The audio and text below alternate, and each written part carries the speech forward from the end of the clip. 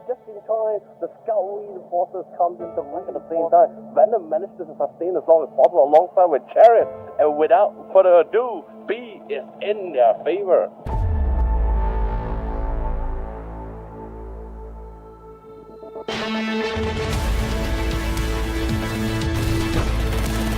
A quick dive in from our dear Ace Vanguard here, clear as well on top of Chariot and even Anchor, but the timing as well, he was almost to death, but with a nice little...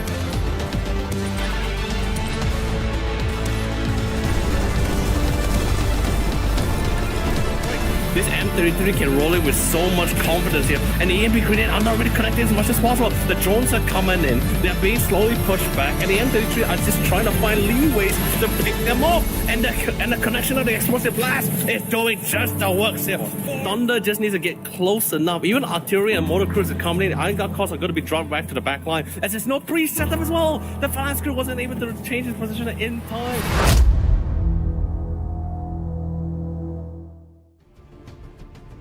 Very good day, ladies and gentlemen, and welcome back to once again another exciting day where we're going to be witnessing some seamless seize the frontline action here today. You're joining together with me. My name is Flavor, together with my good buddy over here, Mr. Yolo Lee, as will be your official commentators for this weekend. Yeah, I'm really excited to be back here again, Flavor. I think the last time we had some really great games, and what better way to come back to Extremis as well, with the major patch that actually just dropped in literally last month, in the month of January in the year 2025. So what a fresh start to the year. We have new tactics, we have new units, new way to tackle out the game here. I'm really excited to see how these players are going to go head to head with each other for that beautiful prize pool of 1,500 USD.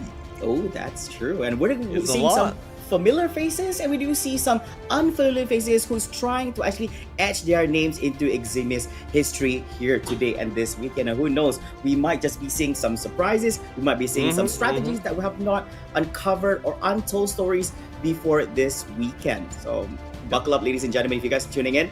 And exciting enough, ladies and gentlemen, we have our brackets ready for you to actually have a look at the journeys of these exciting 8 teams throughout this competition. Yes, and like you said as well, right? Like just trying to figure out like how things and how pretty much these players are going to tackle out the game, what kind of tactics or what kind of play style they're going to try to go for here. But speaking of which, let's just quickly go to the brackets quickly. We have our top 8 teams here. It is going to be a single elimination, so there is no lower bracket, Flavor. So if you pretty much lose out here, that's pretty much the end of the road for you. There is only the road forward. There's no back. It's only one. It's only going forward here. So we're gonna go through with 4. I believe in day 1 we'll be going through our first round of elimination here among our top 8. Then after that, the best of those teams will be moving forward to the semi-finals, and then we'll slowly go to that grand finals itself, which by the way will be a best of 5 here. But I just got a call from our amazing production today, so we're gonna be heading into our first game, our first review today with their map bans and picks here.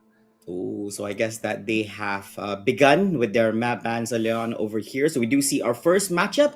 I do forgot about this one. I believe that on the GSF side, this is APU ESC, which is from APU Esports Club, Asia Pacific University Esports Club. That's so the I'm one. guessing Malaysia. And of course, we do have our representatives here on the X-Run industry side from China.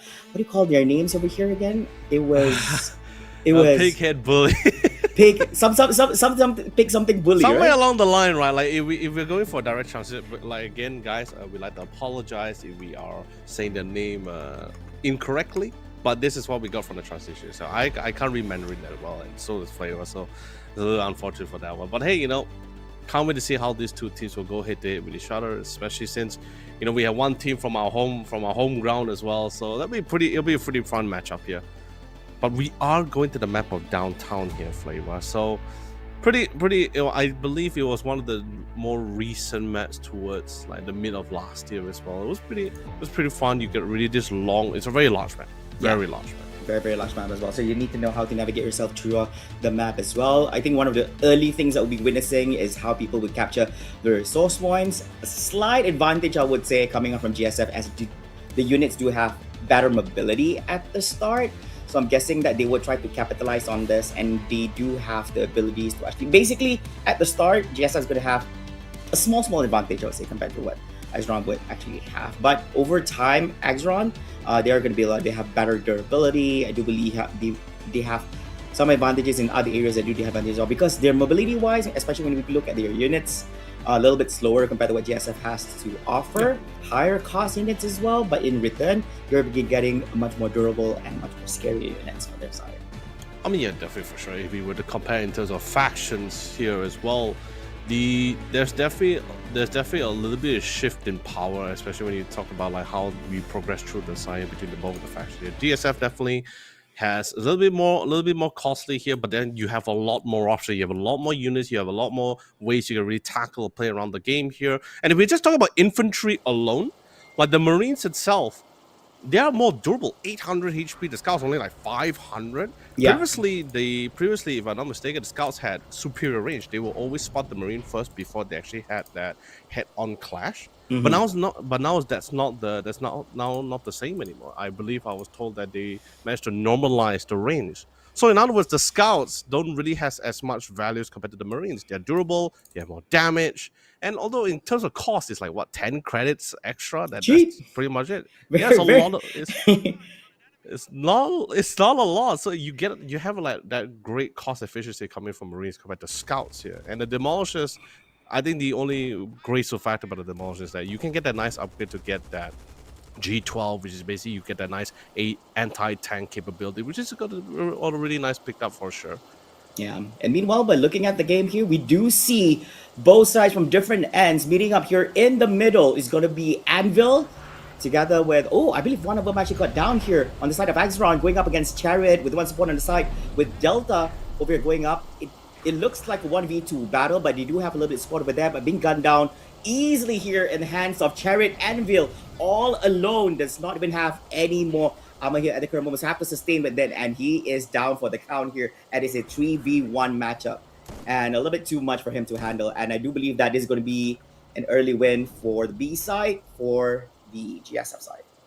Actually, it's really cool, right? They took the battle between the battle of two fronts as well, and they went with this divide and conquer tactic as well. They tried to melt down. One person was melting down the scouts, while the other was flanking for the side, keeping Anvil, the opponent Anvil player, in check. But if you look at the minimap as well, hold on, confrontation with China onto his Delta. I could have melted him down fast enough. I do have to say, they do have balls, knowing that he's all alone here with no support, so he has to win this very disadvantageous situation. Up against Chariot, and he's going to go down once again. I do believe this is the third commander here down, for the third officer here down for the side of Axron Industries. Pig-headed bully over here. So the GSF is still going to be holding on to that B side in the middle, but not necessarily a loss here for the Axron side, because they do hold this A side here on the left side of the map. It's just that the point progress is still working for Axron, as they do have, for APU, as they do have side B and C.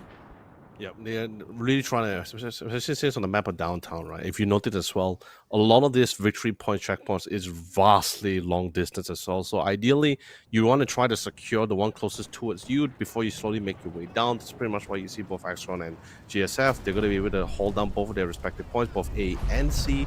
B is definitely going to be the one that's going to be a little bit more contested here. That's why you see GSF emphasizing a little bit more members, a little bit more generals on the fields here around that site itself, because they're pretty sure, okay, the commander can hold off their own checkpoints relatively close to the base, so the troops will be able to doesn't have to travel that far for the necessary reinforcements here.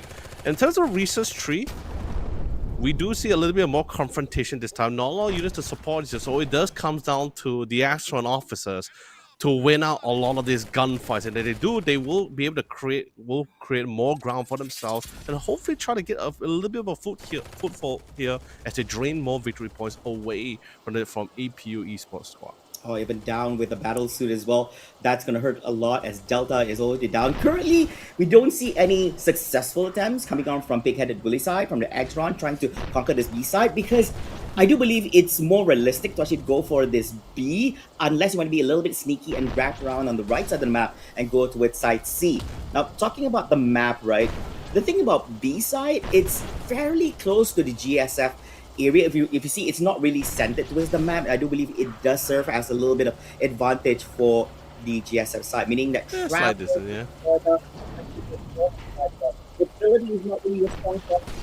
becomes a problem, and you want to make sure that every time you actually make the trip, it has to be successful. If not, that is going to be a very, very expensive trip towards this B side. Yep. Big header bully, well done. Although there was a quick wraparound coming with the 2 Iron Guard supports, APO Esports Club was able to rectify the problem very swiftly as well, going with this like hit and run tactic as well. Although I was a little bit concerned since they don't really have the suits, but this is one of the few things that really hurts, right? Where you as an officer, although most people will say, like, most people will literally agree and say, like, getting more victory points, checkpoints is always great. However, in my opinion, if you can keep shutting down your enemy officers, this actually puts them in an economic deficit, right? Because they would not have enough to come up fully kit. You have a choice between getting a battle suit or getting better weaponry here. You get a battle suit. I mean, battle suit is always the better income. However, you will not have the necessary firepower as you go out and not sure how you really want to tackle it. So GSF constantly shutting down a lot of these officers, causing them to constantly rebuy. We did see the Berserker suit initially here, but just doesn't really have enough weaponry to try to rack to literally clean out house here.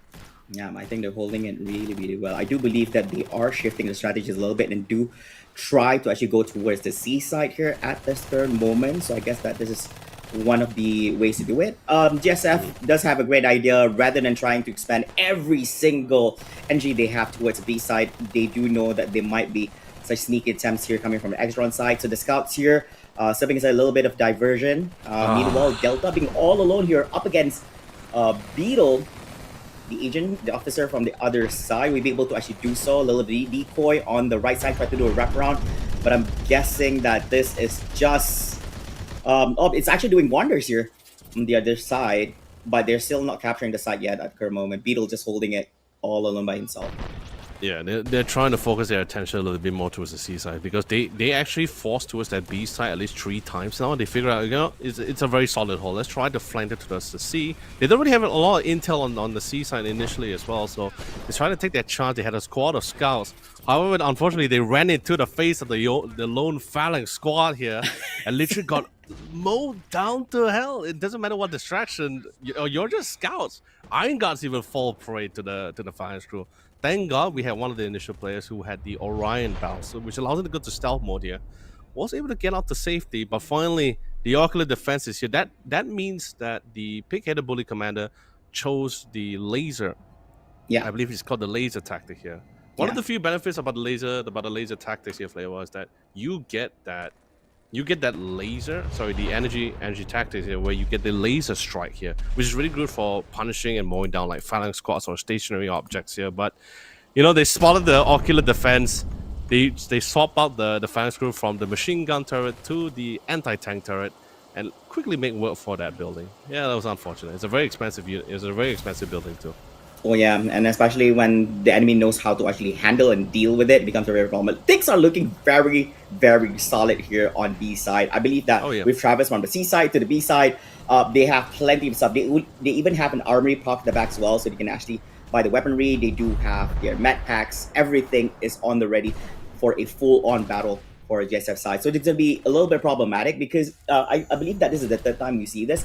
Pig-headed bully, every time they want to go into its B side, they don't have much in their arsenal to actually bring in the fight towards the GSF side on this one. Chariot up against the Beetle, comes to charge, but the damage still not enough, giving a little space for Chariot to actually regenerate back over here. Nope, not enough, but it's down for it. But this HP still running through on side, but Beetle's down on HP. The Mule providing a little bit of cover, but he is down here for the count. They did get Delta, but he's gonna get picked up fairly easy here by Chariot, his teammate.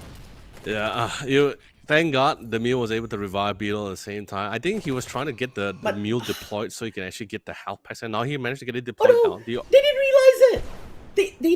They could have put pressure, right? There's no cover for Beetle aside from Mule. It's not like he does any form of firepower. Do they not know that the Mule can actually resuscitate? No, I think because initially the beauty about the ocular defense unit, or any laser weaponry, right, is they leave this patch of fire, incendiary, basically damage over time on the ground. So I think he's pretty low. He didn't want to take the chances of dying there, so decides to fall by, play it safe. They have the reinforcers here, so Beetle is still once again outgunned and outmanned. The Mule is dead now. Yeah. But Delta is also relatively low. Yeah, he doesn't even have any more shields. This is gonna be easy jump here by Chariot in the face. Tough game, So tough game. it is a really tough game here, but we are seeing a more frontal push this time towards the side here for C here. There is still they managed to clear out the Phalanx squad with the MLRPG cluster grenades. Although it did get nerfed, it's really expensive, but that's the only way they can really try to utilize it at this current moment of time here. The GSL, I believe they went for the infantry tactic as well. We get this nice QRF drop, and Phalanx crew will have additional supporters to actually on their Phalanx squad. So I think that's a pretty nice touch here.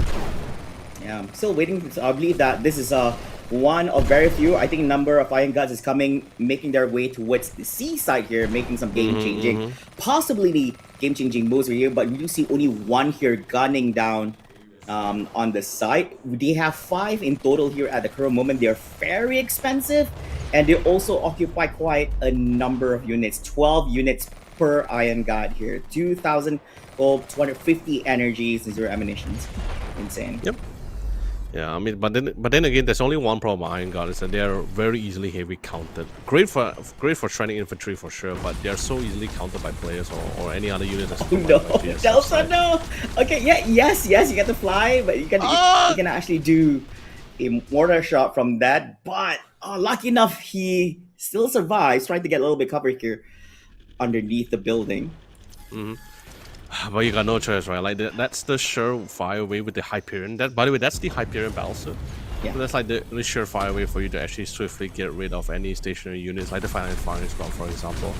So that just opens up the map a little bit here, gives them a little bit more of a breathing room. So not, as you can see from the side here, not a lot of units remaining for the side of GSF. However, that's because he's been saving up economy to build up that Cyclone, which is currently in production, and is going to be coming out. So an artillery vehicle, which is going to be able to bombard them from a very beautiful distance here. Very explosive. Very explosive. Yeah, hopefully really going to keep track about it. By the time it actually comes out, Exron does have the right weaponry to actually tackle this new problems that's going to be in their face here in a few short moments. It is complete, and I do believe it's making their way towards one of the sides over here. Probably a much better cover towards the seaside, as it's much nearer. I wouldn't say nearer. I think it's fairly same distance, I would say, from the base towards B and C. But I do believe that they're going to be sending over to C instead, as B looks pretty solid. Is it just me? I do have a feeling that B has already been taken over here. We do miss out on all the action here on B side. Probably we can actually have a look over there. Yeah, and that's thanks to the tier 2 reinforcers as well, because the GSA was able to bring down the quite a significant amount of victory points from PK the Bully, so they were able to unlock that tier 2 reinforcement, and using that bulk of a force, they literally brute force their way through towards that B side and secure it back for themselves here, and hopefully this will try to steal some points away from GSF, but they need to try to bring back the economy, especially with that research module. It took quite a while for him to get the research module out. I think he was trying to pump up as many troops as possible to support his officers on the field itself. So that research module came a little bit late here. But he should be able to get the necessary upgrade or research required. I think this is probably the hardest thing about Extron is that if you're getting snowball hard, you don't have a lot of areas where you can actually pump out troops. Like the Fabricator only can pump out the Iron Guards. Yes. The rest are like your vehicles, your ground infantry, it all comes from the command center. And you can't really stack orders here. So if GSM was able to get a foothold and just naturally grind them down to dust one by one, yeah, you're going to be able to punish Extron pretty hard for this. Yeah, I think they're just trying to play the long game where you do have to hoard a little bit of your units and not just send them off as soon as they're just there over there. They're quite unfortunate over there. Even the Iron God's not enough here to actually clear them down. A little bit, I'm guessing that the moment that we actually arrive at B, we don't see much coming out from them. I do believe one of them, I believe that it was, I think the guy's name was China. He was all alone with a single Iron God, and that's it. There's not much that the Exron has to offer when it comes to defense here on this particular side. So I believe that it's a very, very easy task for Delta and Chariot to actually make their way towards his side and just capture it back for their side. But still, a good effort, because I believe that was the first time ever Exron managed to actually get some points away from team APU ESC. I mean, that's actually a very good topic that we can actually discuss here, because there's not a lot of amazing units that's best supported alongside with officers. You don't really have a lot of options either as the Axron side as well. Like as an Axron faction, you're very dependent on your officers to really try to outgun their way and just start snowballing out of control from there, and try to ensure that you can try to keep GSF in place. However, it's a different story because right now GSF is currently in the lead. They have the control, they have the financial, they got their supply centers, they got all their buildings for a lot more relatively earlier than Pick the Bully here as well here. So currently, the reason why we see a little bit of bounce back on certain positioning as well is mainly because of the tier 2, it's basically mainly because of the tier reinforcements here. If it wasn't for that, then I think we're going to be seeing Pick the Bully being forced back even further here. So again, Delta and Chariot and Eagle, they've been alive for quite a long time, Flavor. So a lot of economy has been built up for their side, on their savings. They got the battle suits, they got the necessary weaponry to deal with Iron Gods. And you know, whether it's going to be the incendiary shotgun or the multi-purpose all-rounded grenade launchers, the GSF is pretty well equipped. Especially, they are in a very comfortable spot. And 2 Cyclones! I mean, you can definitely tell that from the commander's point of view, where this is how confident he is in his teammates, where it's just like, you know, my officers are killing it, they're mowing down all of astronaut units. I can be a little bit greedy and get more high-cost units or vehicles here. Oh yeah. Although it's not armored vehicles, it's still a light vehicle, but the artillery packs a punch here. Really good for clearing. They did get it quite earlier as well, because I think they snowballed from the early game. How does the early game wins that they had, so they don't lose out resources. So it's just keeping it, playing a little bit greedy, and they do come out on top here at this particular moment. I do believe that this has got to be one of the biggest push ever coming out from Axron's side, as I do believe that they know at this point, knowing that the amount of capture points that they're at is only 178 here for APU ESC. Big-headed Bully have to capture this B side at either this attempt or the next, or it's close to being over for them. It's going to be very, very hard, I would say. Here we go, China. He's down for the count over here. He needs to crawl his way back into a little bit safety for his teammates. But Beetle putting from behind as well. So it's a sandwich here being done by APU ESC. Yeah, it's pretty tough. Right now, because you have this Phalanx on that C, I think it's guaranteed, it's very comfortable that Phalanx squad is not going to go down anytime soon. You probably need that laser strike to really melt it down away. But I think currently APU Esports Club, the commander is in a very comfortable spot. The officers are dominating. Doesn't really have to worry too much. Even if the Phalanx were to go down, it's like, you know, that's totally fine. My officers got the necessary support. They have the units required to protect them. They got the weaponry. They got the suits. Delta, he just respawned again. I don't think, yeah, he prioritized the battle suit. Or what the commander can actually do is to save costs. The commander, since he's not on the battlefield, can actually drop a suit for his allies. So at least one officer will be fully stacked with both weaponry and the necessary utilities to actually go head-to-head with this combat. Yeah. I think it's still easy. The thing about the battle suits from GSF side is, the thing is, from time to time, despite Axron losing out much more battles compared to what GSF has to offer, they're churning out a lot of battle suits. But I think because APU keeps winning most of the battles, they retain the battle suits that they have from start, you know. So this is why I'm comparing in. But speaking of which, you see here with Delta, they tried to actually do a flank over here, Anvil, but they do lose out one of the teammates, which is Delta, making it 2v1 battle. Chariot and Delta, they do have a little bit of cover. Ooh. Anvil doesn't have anything here from the side or even at the back. Shields are down as well. Beetle, all the way from behind, is providing a little bit of cover. But Anvil is going to get run down real quick, and it's going to be down for the count. Yeah, the ocular defense turret was trying his best to support as best as it can, but you know, eventually, like I said, Chariot definitely had the better weaponry to go for you. We see China with the Orion trying to sneak from behind. Can he melt him down fast enough? Enough flavor. It's getting quite low. Oh, almost. But you are looking at a double assault vanguard. It's not easy for China to actually fight this. Oh man, that is tough. This duo over here, but they still have to deal with Beetle, who does have the high ground over here, and with a number of units together with him. So with 2 scouts, make that 1 left here right next to him. I don't think this is going to be enough. Will it be sufficient for him to actually clear out his 2 team members? And yeah, it's going to be the other way around right here, as it's going to be insane drops on this B side, and GSF managed to hold it once again. Yeah, we do have various support crawlers coming in as well. Actually, wait, hold on, is it support? Yeah, so 1 support crawler and 1 regular crawler.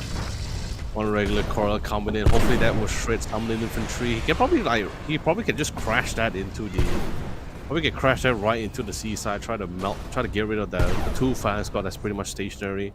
But we do have the M33 battle tank here, so all vehicle will be rendered pretty useless here. You do have the EMP strike, but you do need to play alongside with your officers to bring in the mages with the G12 to try to melt it down and drive it on. But that's where Chariot and Delta are having this two-man body system on this B side. Absolutely solid here. Not going for the greedy play here, not trying to go for all 3 checkpoints. Usually that will drain the victory points a lot more faster. But you know, they want to play for consistency, they want to play for a little bit more safety here. Assurance, I guess you could say, to ensure their victory here.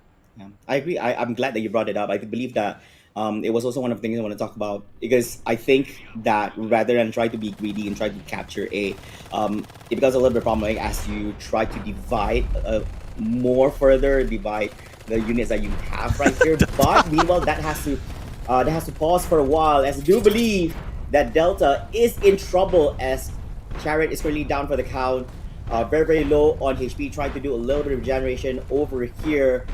But one Iron Gods, triple scouts here covering with Beetle all the way from behind. Make that, I do believe that Eagle is coming to provide a little bit of support from the GSF side as well. Make that 3 officers up against 1 here on Exron side. They have to make something happen, as they are very, very low on victory points at this particular moment. Even the Mules trying to get a little bit of cover, rotating from the other side. On right side here, making fall. Even the Demolishers, the Iron God is currently down. Demolishers gone the moment that he steps down the stairs. Middle sector. Right out of here. Eagle very low on HP. Gotta be careful of that fire shooting from behind. Oh no. Beetle. Oh no. He's flanked, no. and he's gone. Dude. Did he not notice?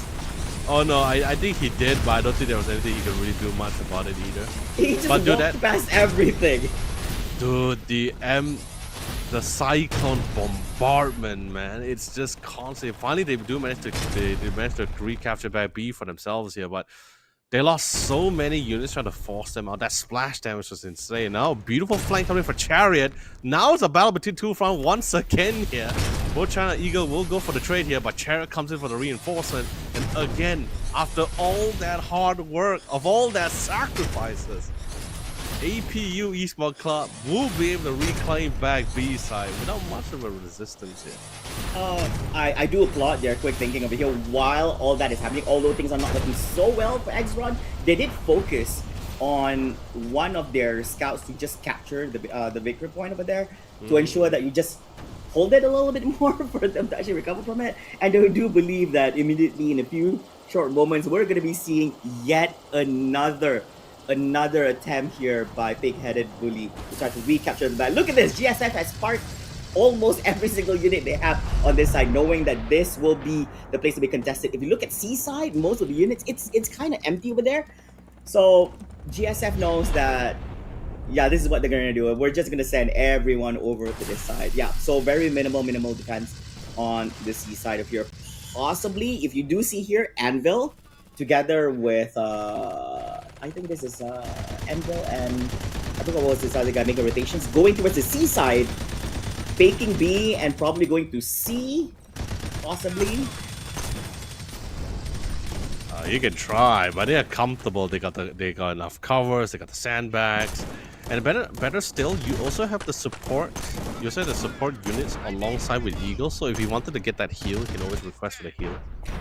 Which I think is also, which brings back to the point I was mentioning earlier, right? Like, in terms of unit wise, like just the base unit, just infantry units, I think GSF definitely has a more better support, like support. What's the term for it called? Better units to play alongside with officers, because with the abilities that they have, right? Like your supports, you can heal, you can also throw grenades as the Marines once you get the grenade package research done. Whereas Exron, sure, you got ATs from G12 from the G12 upgrade for the Demolishers, but the Scouts doesn't really like support much for you in that department. Not really much here. Yeah. It also to note that GSF is slightly more fragile compared to what Exron does it, but I think the benefit that it brings to the whole composition of officer with support supersedes that itself, because it's not that much, I would say. So I think it truly shines and shows over here. The phalanx here does have a trail of fire in between the main phalanx and the other. It barely missed it. It even hit. The phalanx here doesn't even need to move because it went in between. No way. Oh yeah, okay. Okay, he turned now. Okay, he turned a bit. Wait, did it get him? Yeah, okay, got him. All right, great. If the phalanx had still maintained its initial positioning, right, its initial direction, he probably wouldn't have gotten burned all the way through. But regardless, well done coming from the APU Esport clubs here for taking the first win here. It is a best of 3 here, so there's still one more game away for APU Esport Club to try to steal, to at least try to solidify themselves, or maybe we see PK the Bully bring it all the way to that 3rd game. But we'll just have to see here. Yeah. Maybe this might not be the map they want because we have like over 7 maps if I'm not mistaken as well. You had to go through the various bans and picks. So with this case, I believe Pick-Headed Bully will have the opportunity since they're the one that lost the first game, they will have the option to pick the next map for themselves, or at least first picks of choice here between bans or picks here. Yeah, I think hopefully that will be an advantage because you can actually choose the battlefield of choice that could actually give you a much better game. Because I do believe that sometimes there are certain teams we're just comfortable with certain kind of maps that they actually play in as well. Yep. The thing is as well, probably the type of faction that you choose is also very, very important as well. I do believe for this time about we saw the battle in between the infantry up against the robotics, so we'll see what they're going to be picking up in the next one as well. Probably a shift on the kind of division that they're going to be playing in, probably a different approach on how they play things out. In most circumstances, I do see that Exorn side is just losing out in terms of numbers.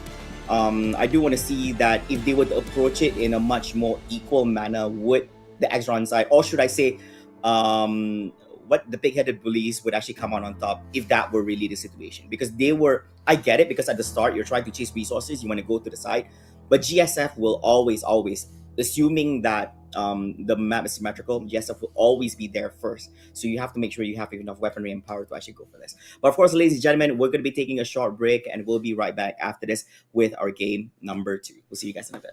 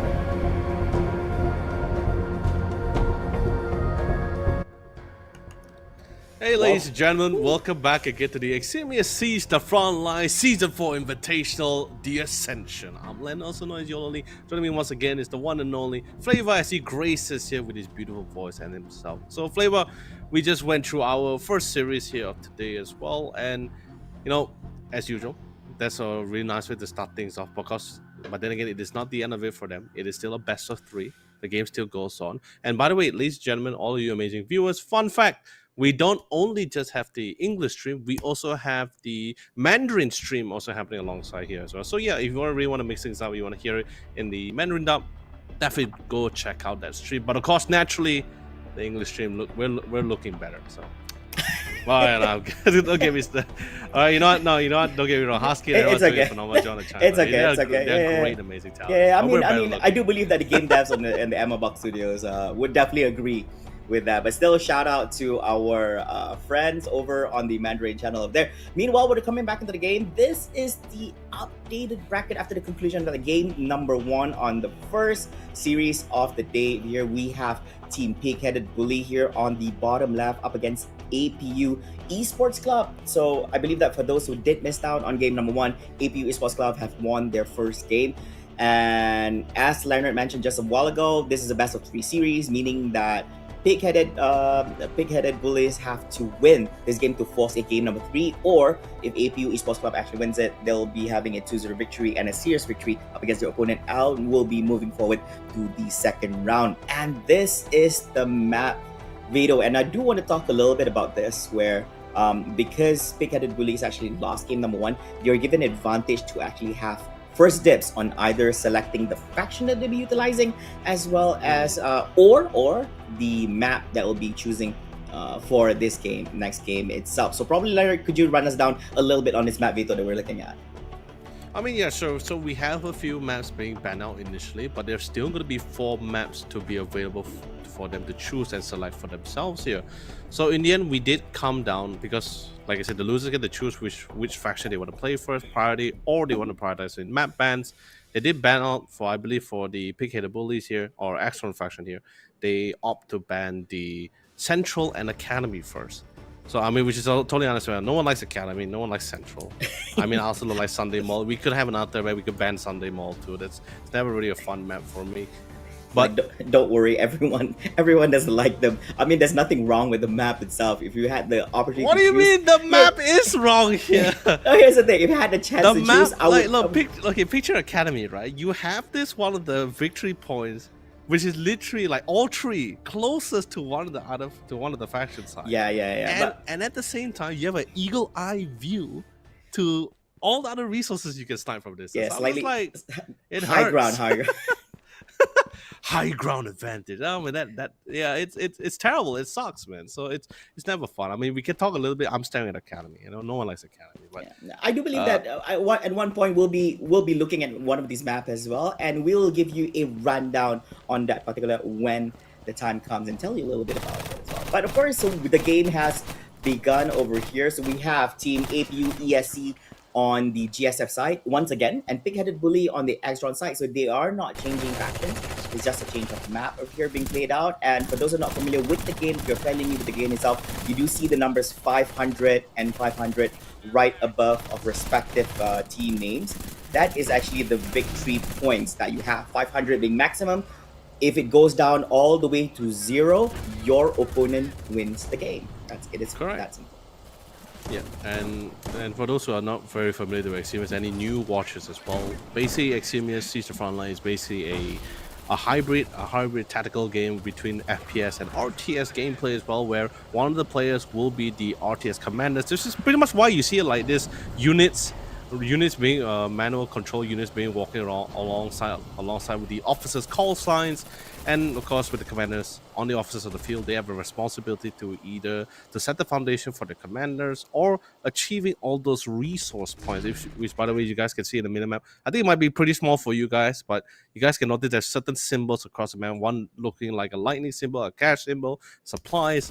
These are pretty imperatives and pretty crucial for the officers on the field to obtain for the commander to push out even more superior tier units to best support them on the field. Yes. But other than that, Flavor, back to the battle at hand. Once again, APU Esports Club wins out the gunfights, gets the necessary amount of control. And I think after the first game, I think they pretty much got a first-hand view, right? First-hand view of like what they're going up against here. So they understand, all right, you know what? They're not going to siege for our closest supply point. We can slowly divert our attention a little bit more towards that B and that C side. So that gives a little bit of reassurance for Action's commander here. Yeah. But this time it's a little bit different as they change up their tactics. Oh yeah, and not only that, they also changed their division as well. So instead of going for robotics, which they actually played out in game number 1, now they're actually using the Pioneer division. So it does offer different arsenal changes here for them. So it's basically, that's the uniqueness of how you can actually approach each game itself, how you want to play it out. Meanwhile, before jumping out even more, look at that insane firepower coming in from the side of GESF, clearing out 2 of the officers, Anvil and Bravo, just a while ago, from based on what we observed. Also, before talking further about the game as well, you do see that this is a 5v5 match, right? So you do have 5, we call them officers on one side and 5 against another. Later on after this, our production will also be hovering the camera over at the base, because throughout this whole match, we've never had the opportunity to actually look at the base, right? If you're wondering where the commander is, here we go. This is the base. You have not seen this throughout the whole game number 1, but so 1 officer out of the 5, not selected. So basically you can choose, you can drop being a commander and pass it over to somebody else, but you have 1 commander who will be managing the base, managing most of the units from the base, building, you know, your infantries, building your vehicles and all that, to support these officers who are battling out on the battlefield itself. So that's why in most occasions you always see only 4 officers on a game, but there are instances where the commander just leaves the base and goes into action together with the whole team. Yeah, that's what we call battle commanders. But you know, there is a downside about being there's the risk that comes with being a battle commander, is that if you were to die on the battlefield, not only will you have no accessible to your commander controls, you can't control units, you can't build new things, you can't assign your units as well. So pretty much everything just becomes on a complete standstill for the duration of your respawn time. Which, you know, the commander and most of the enemy officers will take that advantage to try to punish as many things as much as possible. So we don't see that happening often unless, you know, you are very well equipped and also have superior firepower. I think something like what Orange Pass used to do. I believe he was one of the few players that actually pull off the battle commander style here. An exceptional commander, by the way. I think he's the definition of one of the few definitions of an ideal commander, right? You have the firepowers, you have the RTS skills, but more importantly, you're very flexible in terms of unit.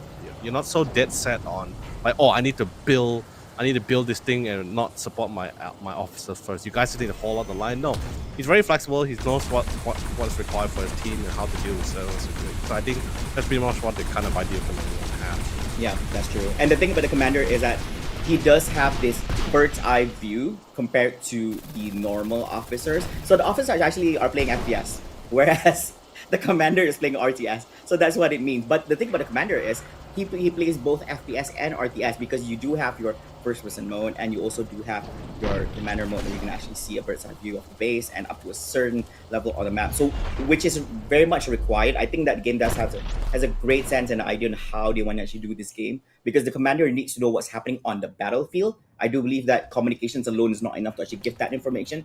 Therefore, commanders have access to so much information by having that bird's eye view here for the game.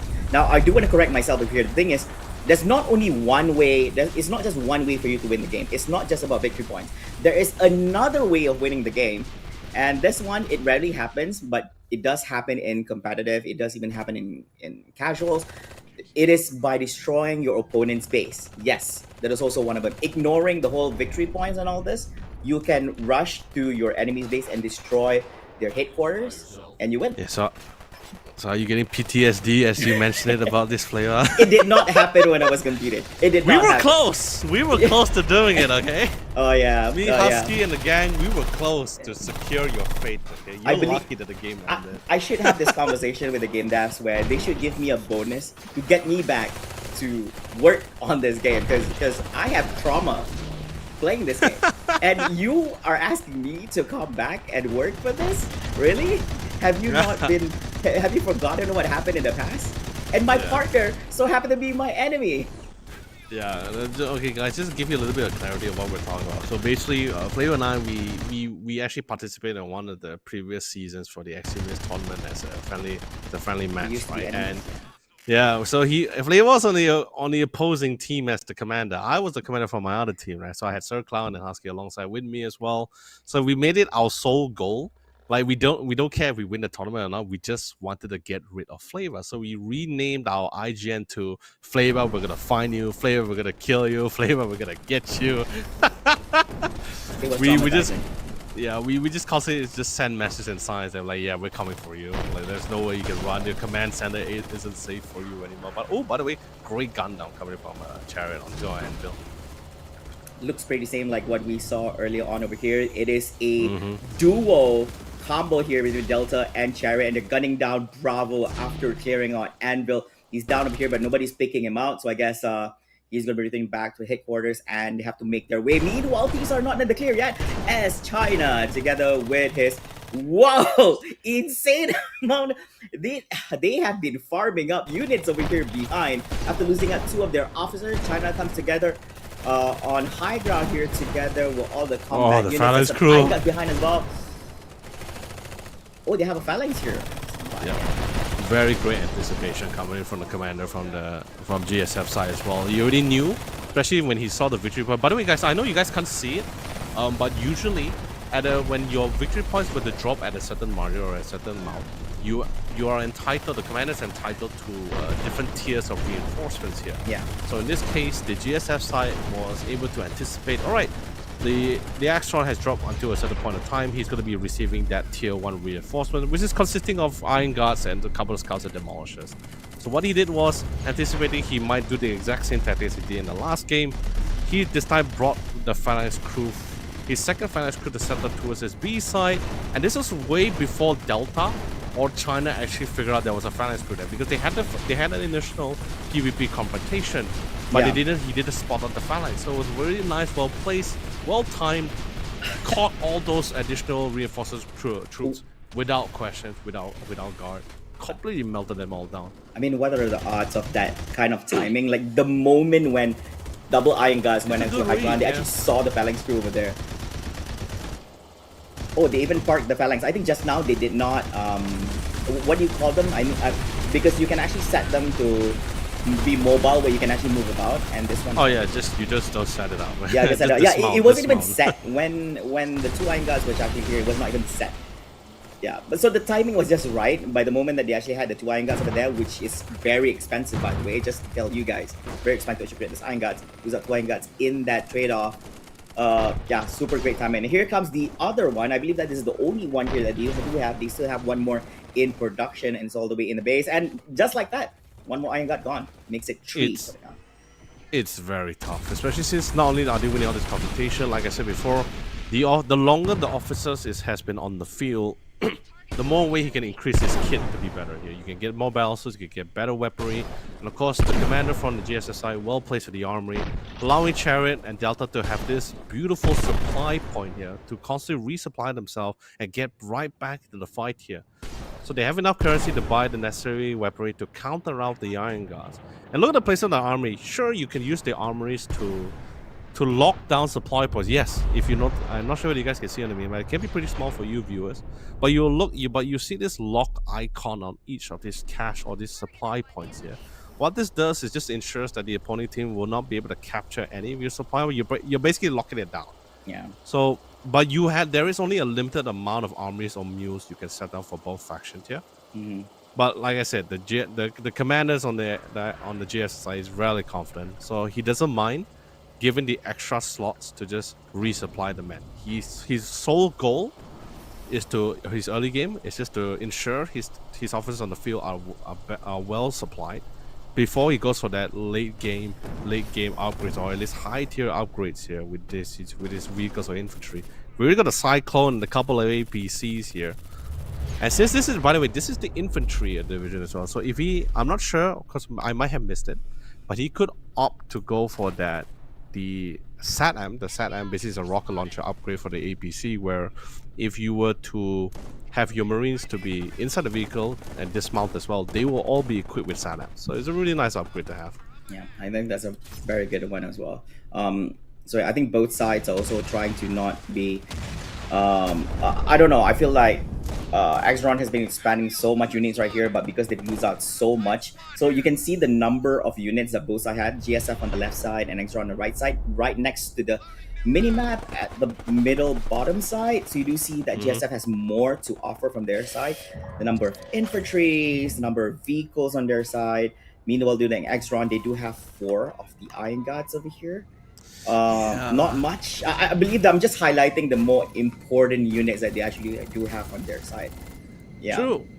But that's the problem of Iron Guards, right? They're great for shredding infantry, but the problem is not only are they easily hard countered by the enemy officers, but more importantly is their mobility. They're insanely slow, and they have to walk from all the way from the base. I mean, that's pretty much why we see certain action play, especially on the map of downtown or a large map like downtown like this, right?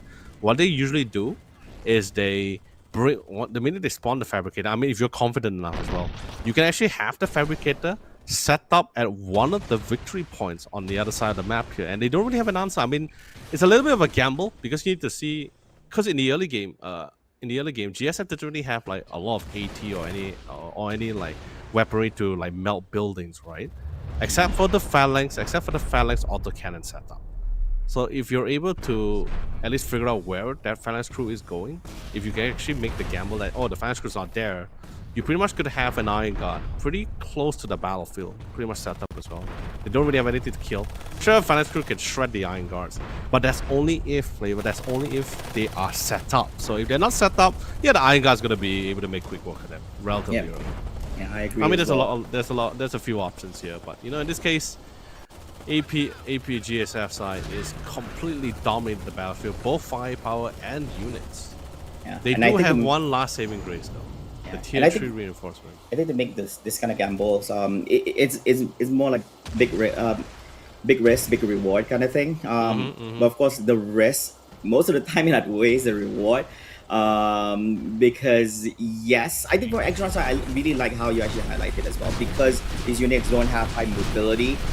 Therefore, if you park it right outside, it reduces the amount of time that they need to traverse from point A to point B or point A to Yep, point yep. C and all, which is very, very important for this one as well. GSF doesn't have really this kind of problem because most of the units are high mobility compared to what Exron has to offer. Look at this. See, Iron Guards here on the front line doesn't even make it all the way up to the stairs area here on the B side, and they get gunned down really, really easy. So when the Iron Guards are down, basically there's no more cover for the officers, and they get run down as well. Another Iron Guard coming in, but ooh, the EMP dropped off as well, and loads of firepower being gunned down by the GSF side who was big-headed bully. They can't march forward because it becomes a problem. Before this, they were struggling to go up the stairs. Right now, they're not even at the stairs area anymore. Yeah. The Maelstrom and everything tried the obscure vision, trying to force it back. And that definitely give a little bit of space here. But we see China being spotted out by the IFVs or the APCs. We didn't really get to see. Oh yeah, it is the IFV. Okay, IFVs rolling in, trying to force them back. China was able to win out the fight against the Eagle here, but guess what? He is definitely not alone and will fall. I realize that we haven't reached to the point where we do see much more heavier vehicles over here. All we're seeing right now only light vehicles over here, IVs. We do have the Cyclone HWS, 3 units of them as well. We do have the I think it's that the APC. I think double APCs. Yes, APC. Double APCs as well. Yeah, so more on the vehicle, but more light vehicles on the side of GSF, and only a crawler. I believe that there's a crawler. One crawler coming inside there. And crawler is just a mode of transportation, I guess. Beyond all that, not really great. It does provide a little bit of cover within the vehicle for the infantry units for Axron, but can't compare to what GSF has at this current moment as well. I think they had to drop on the elite Marines, but I think one of them is already down, leaving only one left right now. And hopefully, you can do great things with elite Marines actually. I mean, it's definitely you do have elite Marines in my opinion. I mean, it's great that by default they'll be equipped with LMGs, which is really great for mowing down infantry and also pretty good against Iron Guards too. But you also have the options where you can actually just swap out their weaponry between ATRs or grenade launchers, which is also pretty great as well. However, I feel it's nice to have, but I would definitely prefer to have like just stack it with other units here. So you get an armor trooper you get a couple of armor troopers in, maybe the ranger squad that's also pretty great. However, the mobility on the ranger squads is relatively low. They don't really have the best turn radius either as well. But you only can unlock that from the commander's division. You can't get it on infantry division, sadly. Yeah, but that's the thing about infantry. You're just because the infantry division just amps up all the infantry units. So that's why people go for the phalanx crew, because it actually has an expanded crew equipment. Even the marine combat armors are actually increased 33% bullet reduction damage. So this kind of thing, these marines can actually sustain the damage coming out from the officers as well as the opponent Axron side. So it's just yeah. So I think this is how they want to approach it. This is how they want to play it as well. Yeah, Axron, holy, they are not coming anywhere near side B, and they have not made frequent attempts towards C at all throughout the whole game compared to what we saw in game number 1. It's pretty difficult, so especially since now they went for the Pioneer division, so they no longer have the laser strike artillery, so don't really have any surefire way to really get rid of this phalanx crew without cost as well. And it's pretty well defended. They ensure they cover all their corners as well. They got the officers that's constantly bouncing back between B and C. And if you notice as well, the distance between B and C is not too far apart either. So the reinforcement timing is pretty great for the GSF side here. Oh yeah, they're trying. I was just about to say, oh no, not really. I think they're still going for the B. Yeah. Yeah, this is the last hurrah, and especially since C is basically an open road, so they're gonna be walking through a lot of vehicles, and these are anti-infantry vehicles as well, so they will shred the iron guards regardless of whether they're rooks or not. Oof, China, no more shields. Oh, the berserker? No. You want to get up close and personal with the berserker over here. But it's not having the opportunity. Ooh, that's gonna hurt. And he's down here. They're not gonna pin him down. It's gonna be enough to just clear out just by its own. Bravo, watching forward. Clears out Delta's armor, but it's not gonna be enough, as Bravo's also gonna be down as well over here. Meanwhile, Demolition Squad here on it down. All of them are gonna be deleted here. Oh, by the Arsenals from APU Esports Club. 19 victory points left here. It could have been even more detrimental if we actually went for the cluster artillery strike upgrade, but it still does the work. I believe he prioritized the energy towards towards other research. This could be game changing. Could they make it in the next 9 victory points? Go for the capture?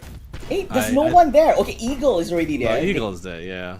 Oh, but Beetle has already made their way, so we do have 2 officers here in the high ground. Yeah, they're not gonna make it. It's 4 victory points away. 3, 2, 1. GG. That's all she wrote. GG. All she wrote. Again, APU Esports Club securing their first game in our first series of today in such a dominant manner as well. However, kudos to Pig Hater Bully as well. Thank you so much for participating here and just giving this game a try. I think this game definitely needs a little bit more love, but also at the same time, it also has quite the learning curve as well here. A lot of things has changed over the years from back to season 1 all the way back to season 4, the new addition to the division as well. I think we haven't had such a large update in quite a while now as well. So a lot of people are still experimenting certain things. Some people are pretty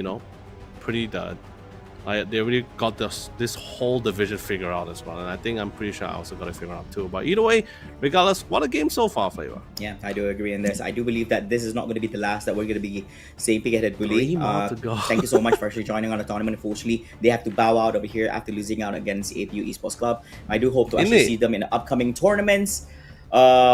Yeah, definitely we're going to be seeing a different version from them, and I do believe that they're going to be back for revenge after what has happened here today in this best of 3 series. But with that being said, Flavor, 1 series down, 3 more to go here. A lot of more actions, and probably we might see a little bit more fun. We might see a little bit more of a fight between both of this faction, because so far that last game didn't really make my blood boil as much here, because it definitely felt a little bit one-sided here. with the difference of officers' firepower here. Yeah, But you know that's what happens when you have accidents, right? Where you're dependent on your officers to really win out a lot of these initial gunfights as well. But that's all she wrote. Yeah, I do believe it. Now, of course, ladies and gentlemen, we're going to be taking a short break, and later after this, we're going to be back with our second series of the day. And as usual, all the first round is going to be a best of 3 series. Don't go away. We'll be right back after the commercial break here for Eximius Seize the Frontline.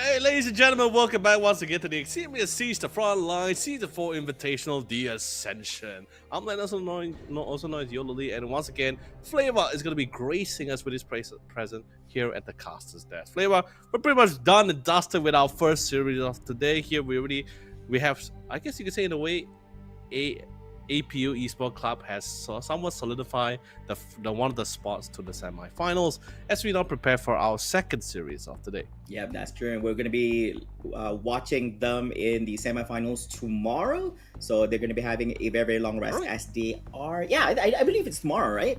For the semi-finals? I believe so. Yep.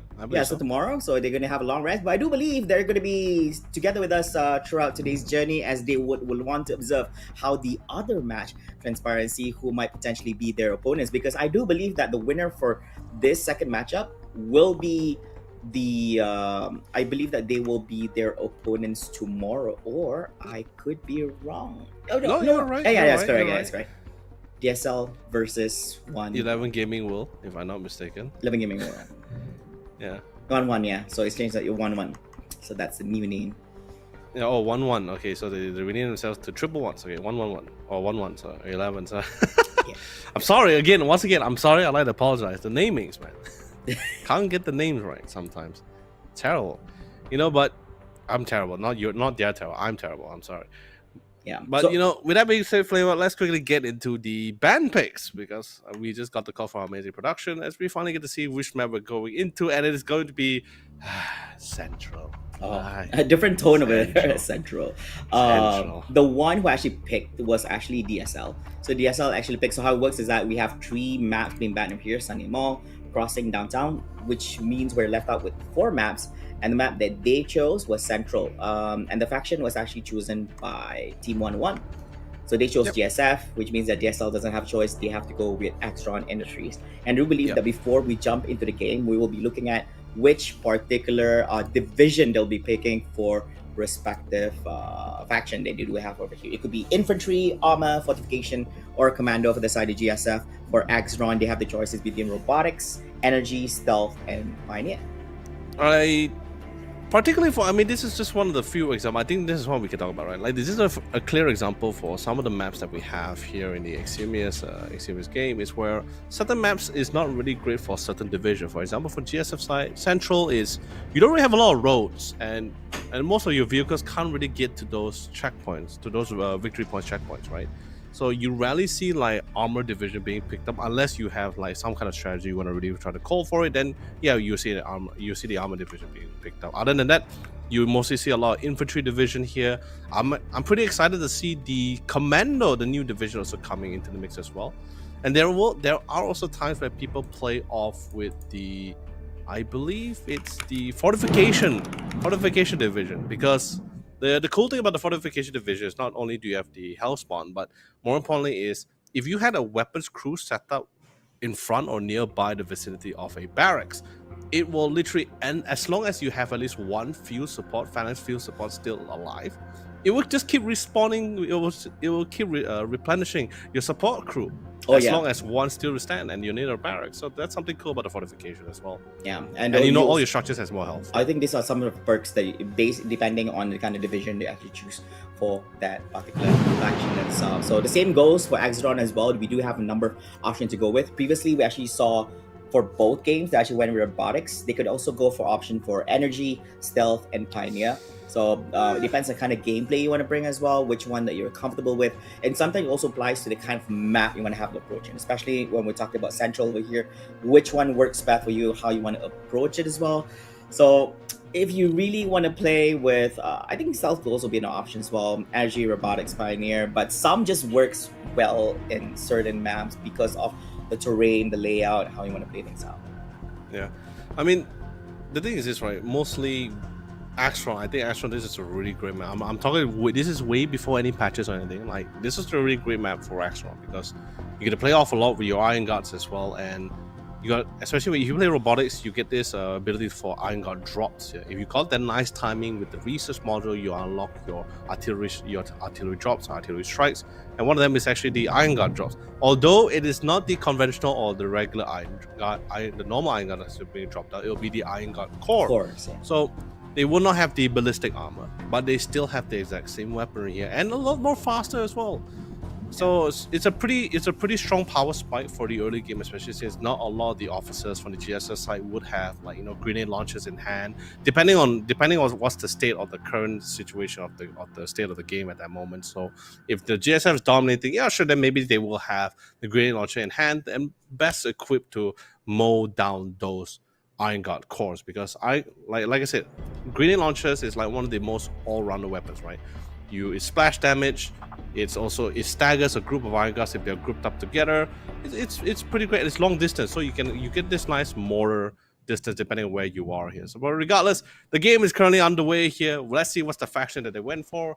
So we can see fortification is going to be the side for GSF, and for the side it is stealth for the actual side. Ooh, they're actually playing a stealth over here, meaning that they do have some awesome changes over here. They do have the Omicron Sonic, the Stealth Crawler, as well as Support Crawler PV. So we're always talking about stealth when we talk about Extron for this particular division of stuff. You can also do some with tech, such as the Jammer, the Phantom Drone, and of course, you also have a little bit of capabilities, like the Front Mine, you have the Phantom Assault, and the Advanced Cloaking modules for Specialist Cloak module.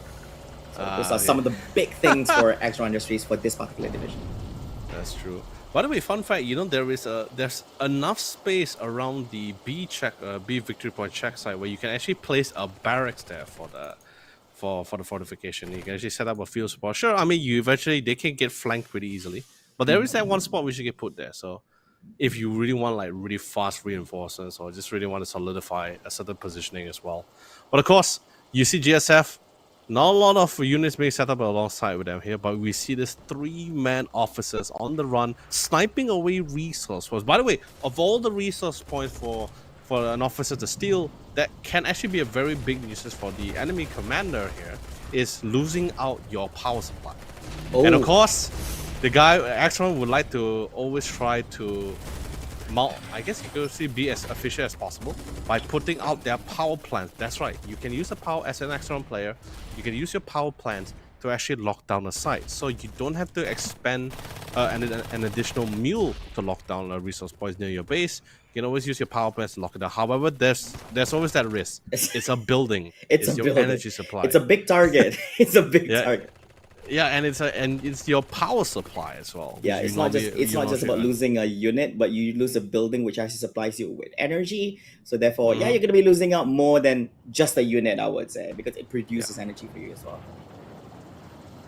Oh man, I'm getting traumatic like flashbacks when I play this map, right? Because I played with like Slavnov and like Kaskins or Piki Tokas or Trent. They love to go with this echelon support crew stacks on one side, and if you don't have officers or enough people to actually like clear them all out, it's just a constant bombardment towards the B side, which you just can never get close to. You just can't. It's annoying. It's defense from so a close. Distance. Oh, yeah, I'm gonna get pinned down over here. It's a 1v1 mano-a-mano battle, and of course, right there, in the dark. So feels very nostalgic. Feels like that man was again.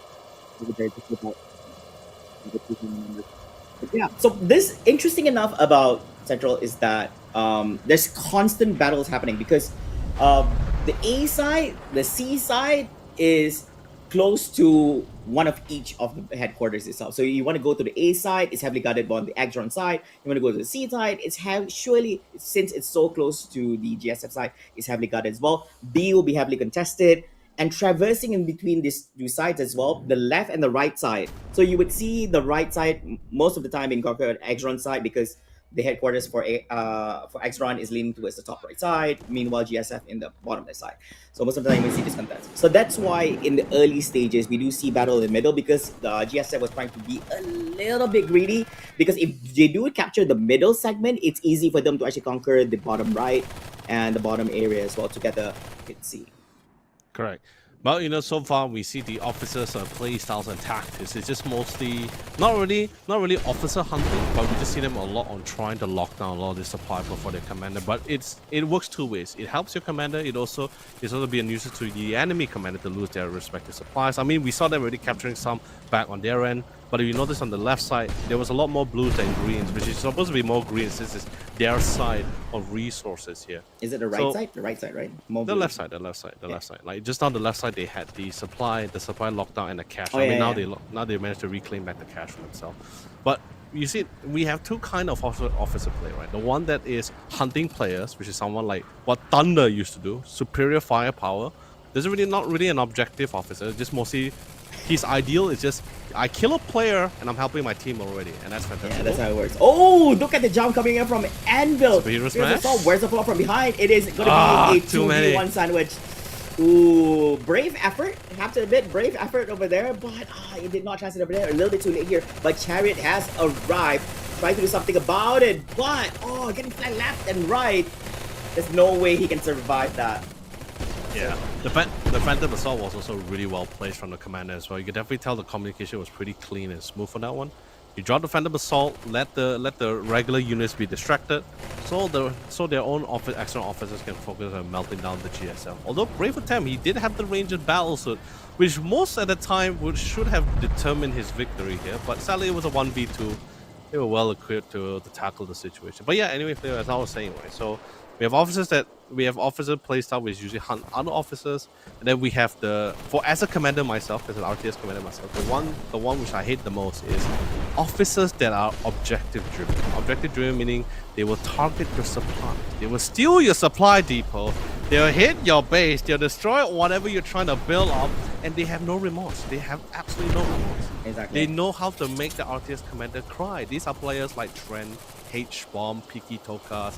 They know exactly how to make you hurt. They really know how to make you cry. Moose also alongside with them. Yeah. It's terrible. It's really terrible. I think that's very high level gameplay because remember that when you're playing on the board also applies with the headquarters as well. So you want to put pressure on the commander who is currently at the base to ensure that he doesn't have a sweet and beautiful time, just utilizing resources and just building whatever he wants, but also putting pressure so that the commander is on his toes. This could also force some of the officers, some of the units to actually return back to the base to provide a little bit of assistance, because usually in this situation, I do believe that the commander alone is not enough that you do something back, because it's very easy for the opponents to just pull away their officer from that and just waste time, and then so you expand one officer to be a nuisance with the opening commander. But at this point itself, Extra and Race have already captured 3 capture points, A, B, and C. A little bit loose on the C side. They do have a little bit of a lockdown here by one of the commanders, but I do believe that's not gonna be enough. There's not much movement, and majority of the resource points are also in the hands of Extra Dynasty, which is going to be really, really bad. And this is being translated on the amount that they're gaining per second over here when it comes to their monetary, their energy, and also their ammunition as well. It really reflects on the numbers. Very, very low on GSF side.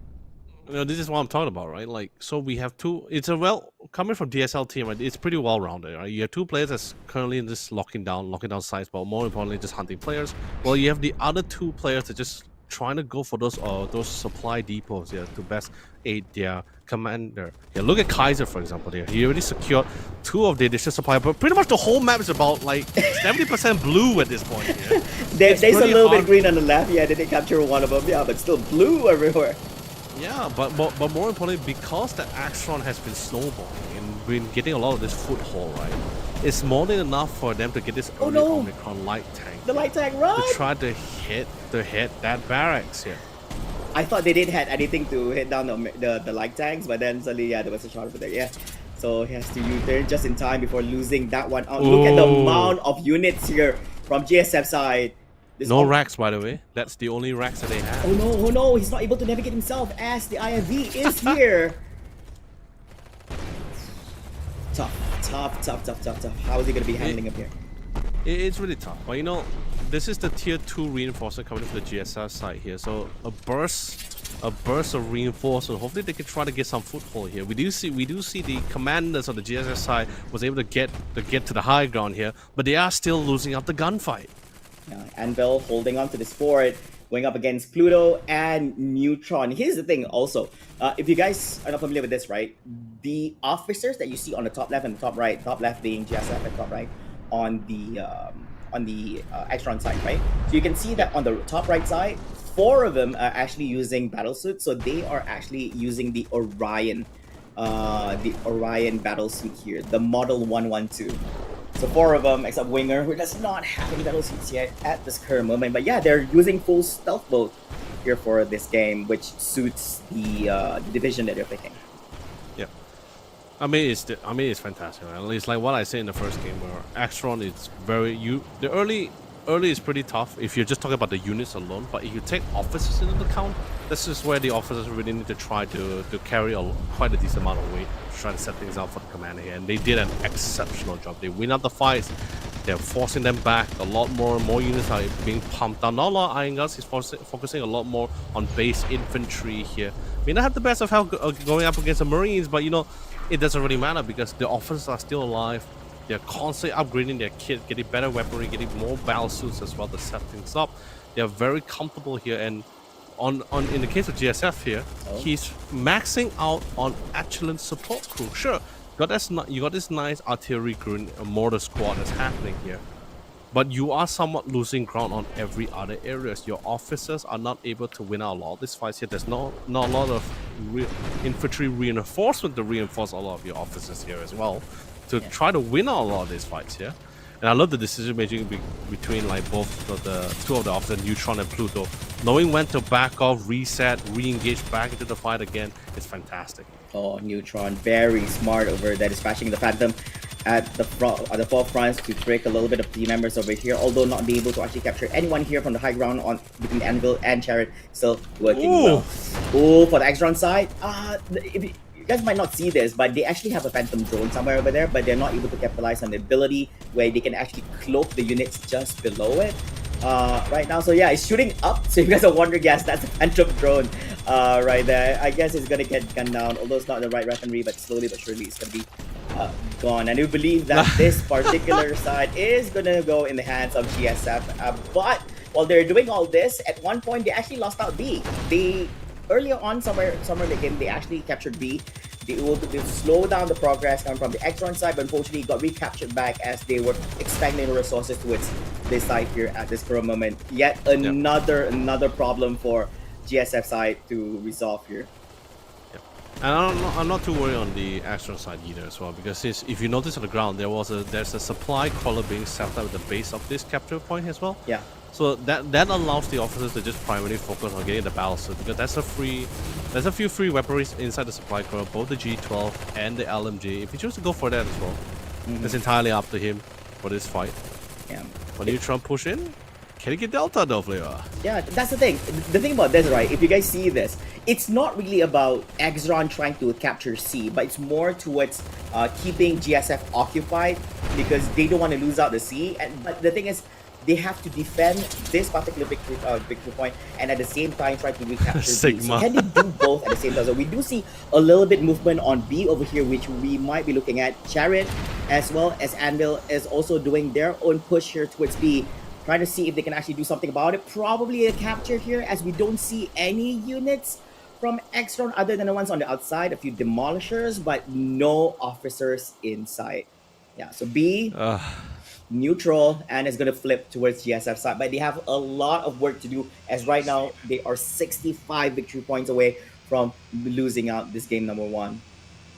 We have 2 Sigma tanks in Central. It's insane to me. It's really insane. Okay, don't get me wrong, Sigma probably have the worst turn radius and probably had the worst mobility, but it has by far the highest firepower and the longest range if you're comparing between the vehicles here. So great for the long as roads. long as they're if they're within sight, they can actually just literally out damage and outflank the M33s. But it's a matter who gets caught out here first. And hopefully the GSL was hoping for their officer to try to get some staging ground here, so probably they can also lay out a little bit more OET supports here. But once again, Axtron focusing more of their officers' focus and resources towards the C side here. That way they can do some quick work on the barracks here and deny them once more on the constant spawn of echelons. They do have the Phalanx crew here, but they're getting outflanked by a lot of these officers. The Phalanx and the Echelons, yeah, it does hold good ground, but unfortunately, because of the advantage of being on the high ground here for Side C, it does give them equal footing going up against the Phalanx, so it gets a little bit of trouble. And Phalanx, you're trying to angle it at one point, trying to provide cover towards B, but also this sometimes you want to put pressure towards C as well for purpose of recapture at this point, so it's going to be very, very problematic. B's being flipped to neutral. Oh no! This is, yeah, so they're trying to divert attention, but while all that is happening, B is flipped back to Exxon, so all 3 victory point sides here on their side here, all flipped up blue. They have the resources, they have the victory point right here, and it's going to be tough recovery coming on from the GSF side with only 10 victory points left. And I do believe that's going to be GG here for this game number 1. Really well done. And also, by the way, you guys notice as well on why the victory points suddenly just drastically dropped. Well, it's mainly because of the fact that all 3 victory points was actually in the hands of the Astron here. So that's something really fun fact to know. Like if you really want like a more faster, really want one more or faster way to drain your opponent's victory points, you just have all the victory points, checkpoints captured for your side, and it just instantly just drastically drain down. So doesn't really matter if you have units on the way, but if you're not able to neutralize or at least try to balance out the checkpoints, well, you're pretty much going to lose your victory points as fast as possible. So regardless, well done coming from the first game. The commanders exceptionally phenomenal. I did KZach H as well. Really great stuff coming from him with the support, but more importantly, his officer. I think his whole team was pretty much well rounded. You got the firepower, you got the strategy, you also got the necessary amount of supports here. It wasn't your standard Iron Guard spam or whatsoever. He played stealth, mostly a lot of scouts, I guess, and just mostly just well placing of the mules as well. This is a very clear example on where if there's no real balance against a high powered FPS player as well. So it's more important for the commander to just literally start supporting your teammates, right? I can't play a certain build. Remember, which I understand, right? As an RTS player point of view, I play a lot of RTS game, and most of my RTS games is usually where I alone have to determine the victory of the game. I alone can change the tide. But it's very different when you come into this hybrid kind of a game of Eximius, where you have not only the office, like actual players on the field, there are also going to be unexpected variables that's going to disrupt your build or your kind of strategy as well here. So sometimes you got to be a little bit more flexible. I think the commander for Astron did a phenomenal job doing that. Yeah, and I do believe that I think kudos to the commander as well as the officers that a splendid job on how they want to approach the game as well. It was kind of insane. I think the amount of capture resources they actually had in this game. I really want to see more coming up from GSF side. They surely would have more under their sleeve, and I'm very curious to see how they want to approach game number 2 and probably give a much better fight towards Exron. It's coming myself. But of course, ladies and gentlemen, don't go away, because after this, we're going to be right back with game number 2. Will GSF be coming on top, or will Exron continue to snowball and win this race? All that will be answers in a few short moments. We'll see you guys.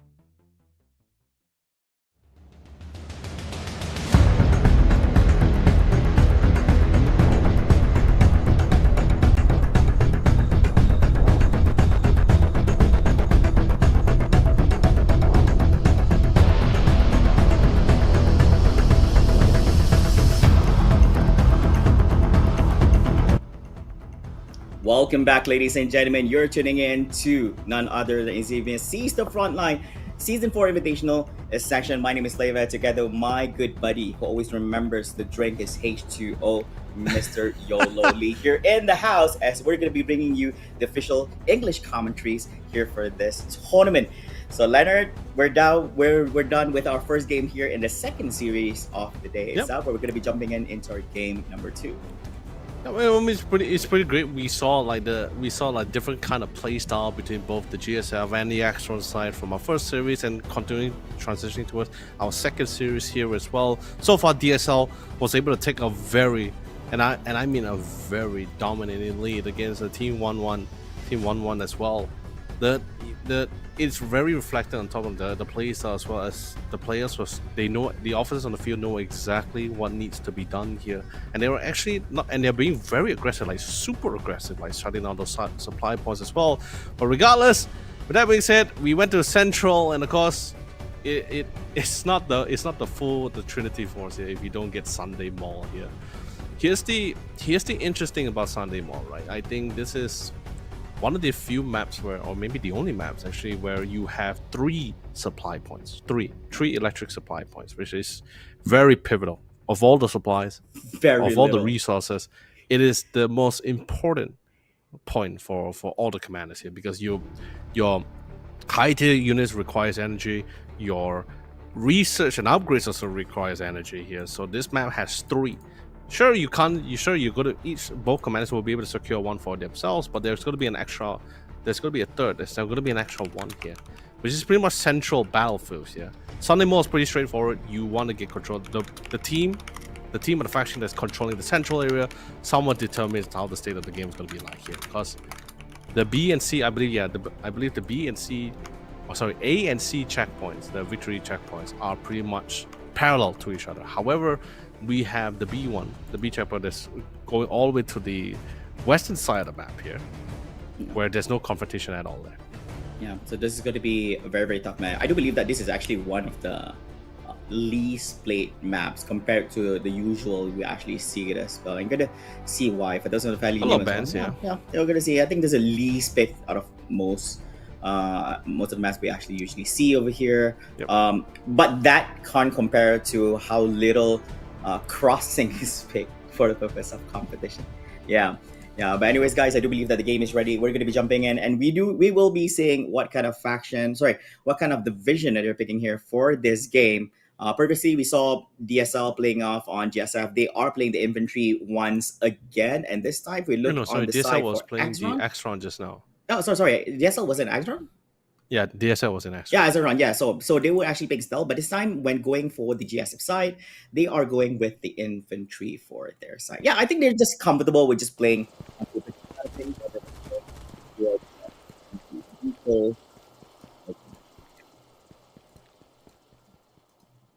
think, is it? Yeah, I think. Oh, so actually for Axtron side, 1-1 is actually playing energy. Yeah, energy and fortification, correct. Which I think is pretty great, because this is the kind of map where it's not really ideal for vehicles either, because if you notice how straightforward, how symmetrical the map is, there's a lot of tight corners.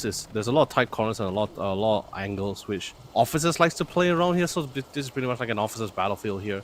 You go in within the areas and alleyways. Tanks can't really get through those. And it's pretty much like the map and the roads are pretty straightforward. So your vehicle, there's not really a lot of covers, a lot of areas where you can do evasive maneuvers either. So you gotta be really careful. That's why you don't see you don't see the armor division also being picked up here. Gotta be seeing a lot of division being prioritized a lot more to emphasize to lockdowns, area lockdowns, or infantry boosts here. Yeah, and I think you guys will always remember this particular map for this particular building, because a lot of people will try to actually be on top of the buildings. You can actually have a much better view compared to where your opponents are going down. So it will force people to actually go up here. So this will be the way. Delta as well as Neutron, 1-1 on each side is actually down here for the count. We're returning back to the HQ without any form of pickups here for any of their teammates. Meanwhile, Ripper with a single field support here on the top side. So this is going to be the GSF side. Shoots out on Eagle. Field support is going to be just healing out really, really nice. Yeah. No, here's the okay. I'm not sure what this is can be considered a weird thing or not, but from a commander's point of view, you can yes, you can build stuff on top of those vantage points. You can build an armory, you can put a turret, you can actually station troops up there, firing support squads or iron guards or guardian troopers, and you can have this really nice high ground vantage lock foothold to really like spot anyone out and actually gun them down. However, for a commander point of view, you can't instantly build a building up there from the base. No, you have to actually direct the engineers all the way up there first, then only you can actually build it up for the GSF side. Yeah, so before the building can actually really happen. So I think, same goes for the mules too. Yeah, yeah. it's not sure whether is it like was it something like that in the beginning, but it's something you do need to take into account. It's not a bug, I don't think so. Like you can still build things up there as an engineer from the GSF side, but you just need to have the engineer up there first before you can actually build it there. Yeah, it's not really the guy. I think the guy needs a little bit support to actually maneuver his way towards that point here. It does seem that Reaper's charging forward, knows that Anchor, and Anchor is going to go down here just in case if that does not happen. Neutron is actually providing a little bit of support on his end. Meanwhile, looking at the map over here, it is siding towards Team 1-1 on the Action side. Side A and Side C is in their hands here, being flipped to blue. Meanwhile, holding on to the B side, the middle segment of here is in the hands of the GSL side for DSL. Yeah. Oh, Orion. As it forward here, Delta, just no problem. The side is going to be engaged up together with Pluto. It's a trade-off, both losing out on the armors, but then losing out on the health is going to be Pluto, and it's going to be cleared out right here. Here comes the Iron God on the other end, leaving Kaiser all alone. Could he actually fight against numbers here in the situation? Delta and Iron God being on the right. Two Iron Gods, make the two Iron Gods with the Mule and Delta. He's starting from the front. The Phantom, they push forward. Kaiser's not going to be tricked by that. Here comes the trade-off. Kaiser very low on HP, and he's he down. got him. So I guess next towards Extron side is going to be clearing out this Armory, which is currently locking onto the side before they can actually go in for this resource capture. Yeah, no, this is great. This is great. You really need to get a staging ground. That's actually the power supply that I was mentioning earlier during the pick and ban phase run for Sunday Mall. That's the additional one, which every commander loves to have. You see a lot of people like heavily contesting for it as well. What's his security? Kaiser. If Kaiser had still stay alive, that would be fantastic. But sadly, that's not going to be the case. He fell. Nice power supply for themselves, and they had the mule too, so they can get a nice upgrade with the G12 on the Major to quickly make quick work on the armory here. However, Neutron on the other side. This is the A checkpoint here. Yeah, Constantly trying to contest with this here, and so far 1-1. They have the lead. Definitely not mirroring from the last previous match here. You can definitely see there's a lot more fight around them this time. However, Pluto comes in. He does have the battle suit. He's been alive for quite a while. He also have the grenade launcher as well. He makes quick work of one of the Iron Guards. Wait, the Armory is still there? They did not have the weaponry to clear it out the whole time. No, I think he did. I think it just took the wall. Oh yeah, okay, yeah. It's almost down, I guess. But with all that advantage of actually winning out the area, but they were not able to clear out the Armory still stands. Even with low HP, Ripper. That's still a big win. I thought I was ready to call it, and that's it. Yeah, I think that's a big win for Axron. But then, not only not being able to actually flip it, but at the same time as well, the Armory still survives. Yeah, so I'm guessing that. GSF Vengeance time down here. No, I think we may not have probably seen it from the initial point of view, but I'm guessing we have to give credit to Pluto. I think Pluto was really keeping Delta in check, so he couldn't really get rid of that army as fast as he wanted to as well. But regardless, it's alive. It's 15 HP though. Dude, the Iron God was there the whole time. All he needed to do was just chip it a little bit more. It was 15 the whole time. That's where the drones comes in, right? The drone comes in, distracts the Iron Guards too. You mean the Ace Vanguard drones? Yeah. Yeah, the Ace Vanguard drones. Yeah, that's what Pluto was actually running. That's the battle suit he was running. But this time they're gonna focus, divert a little bit, play a little bit more safer. Not gonna contest for the power supply this time. Now they want to at least try to secure a checkpoint for themselves here. And Neutron's all alone. They know he's outmanned for sure. Wow, Leonard, this is a 4 Ace Vanguard versus 4 Orion battle suits here from each side. So yeah, it is definitely a battle of battle suits between them, and who's gonna come out on top. So you have the Ace drones here coming up for Ace Vanguards. We have the Eagle Strike. We have not seen that yet so far for this particular game, so very curious to see how it's being utilized. Of course, for the Orion, we saw this in previous game. We had the Phantom Strike and the Shock Traps. Yep. But it's fine. It's definitely a little bit of a slow start here. But the goal coming from DSL here is to run the entire echelon and phalanx crew here. Yeah, they just want to have this, especially once you get those on top of vantage points as well. You're gonna be able to just nicely bombard from a distance here, and you don't really have an angle, especially as an officer. You don't necessarily have the angle from the lower ground to actually snipe them from above here. No, they definitely got the range. They got the radius for it as well. So it gets pretty hard just as long as they secure. Like I said, the echelon support crew strategy. The crucial thing is that you need to have two areas secure, two conditions secure. Right, one, you gotta have the echelon support crew, which is already in production and already secure. The next one will be the victory points. Once you secure the victory points, it all comes down for the command to just manually control and force them back here. It's just constantly just chasing him down, nowhere to run. Might as well. I can't go nowhere, so I have to fight this out. there's no way. Oh man, right at the coffee shop over there. Yeah. Yeah, I mean this is great, right? You don't have to, like, some teams, if confident enough, you can actually push to get the other parallel checkpoint, victory point checkpoint. But people usually play safe. They get one A and then get one B or C for their side, and it's pretty much a done deal kind of thing. It's just a matter of just holding it out. It's a little bit of a slower game compared to what we witnessed in Central, where they had all 3 victory points. I think it's a more just even having game. 2 I have to admit, fine. it's a more even game in between them this time about. I do see more of the officers from the Axron side being down, although Axron is holding out more better in terms of victory points over here. But right now, DSL currently in the lead with A and B side in basically in their favor. And I do believe the map is slightly more towards GSF side when it comes to resource points as well. Slightly more than half, but I don't think it's a big loss here for Xtron. So it's a very, very, very tight match in this game number 2. Yep. We're gonna have rooks coming in because we're definitely gonna have rooks coming in because we saw the Iron Guard upgrade as well. He's also going for the dual Iron Guard production as well for the Fabricator. So you're gonna have 2 Iron Guards being pumped up at the same time. That's gonna be helping them in terms of cost efficiency here. Whereas now the checkpoint is all about holding it out now. The officers, they know what's the goal, they know what's the commander strategy is for the GSF side here. Don't have to be greedy about it, they just need to keep them at bay until the commander has set up the necessary extra support. The clusters. The clusters are so scary. I mean, it forced Pluto to move from one point to the other, and it's not enough. He's constantly, just pulling away from the side. I guess be close enough. Yes, there is an armory just in case. But yeah, these clusters are just insane coming up from Delta. Is it from Anchor as well, or is this? Yeah, it's from. No, it's only from Delta. Yeah. I mean, I'm not surprised if everyone decides to go for the MLRPG cluster launcher as well. I mean, it did get nerfs. Like I was totally got nerfed a little bit, but it's still definitely something you want to have, especially when you want to deal with phalanxes. I believe so it's pretty great. I think we saw a lot of it going on in the last tournament here, but. Yeah, charging forwards instead of running away here. Gonna play cluster off. We're gonna get things up close and personal because you do have resource point. We do one over here as well, which Delta and Anchor are holding up. Shields are up. Trying to provide a little bit of protection for Anchor as he does not have the HP as well as the shields for himself.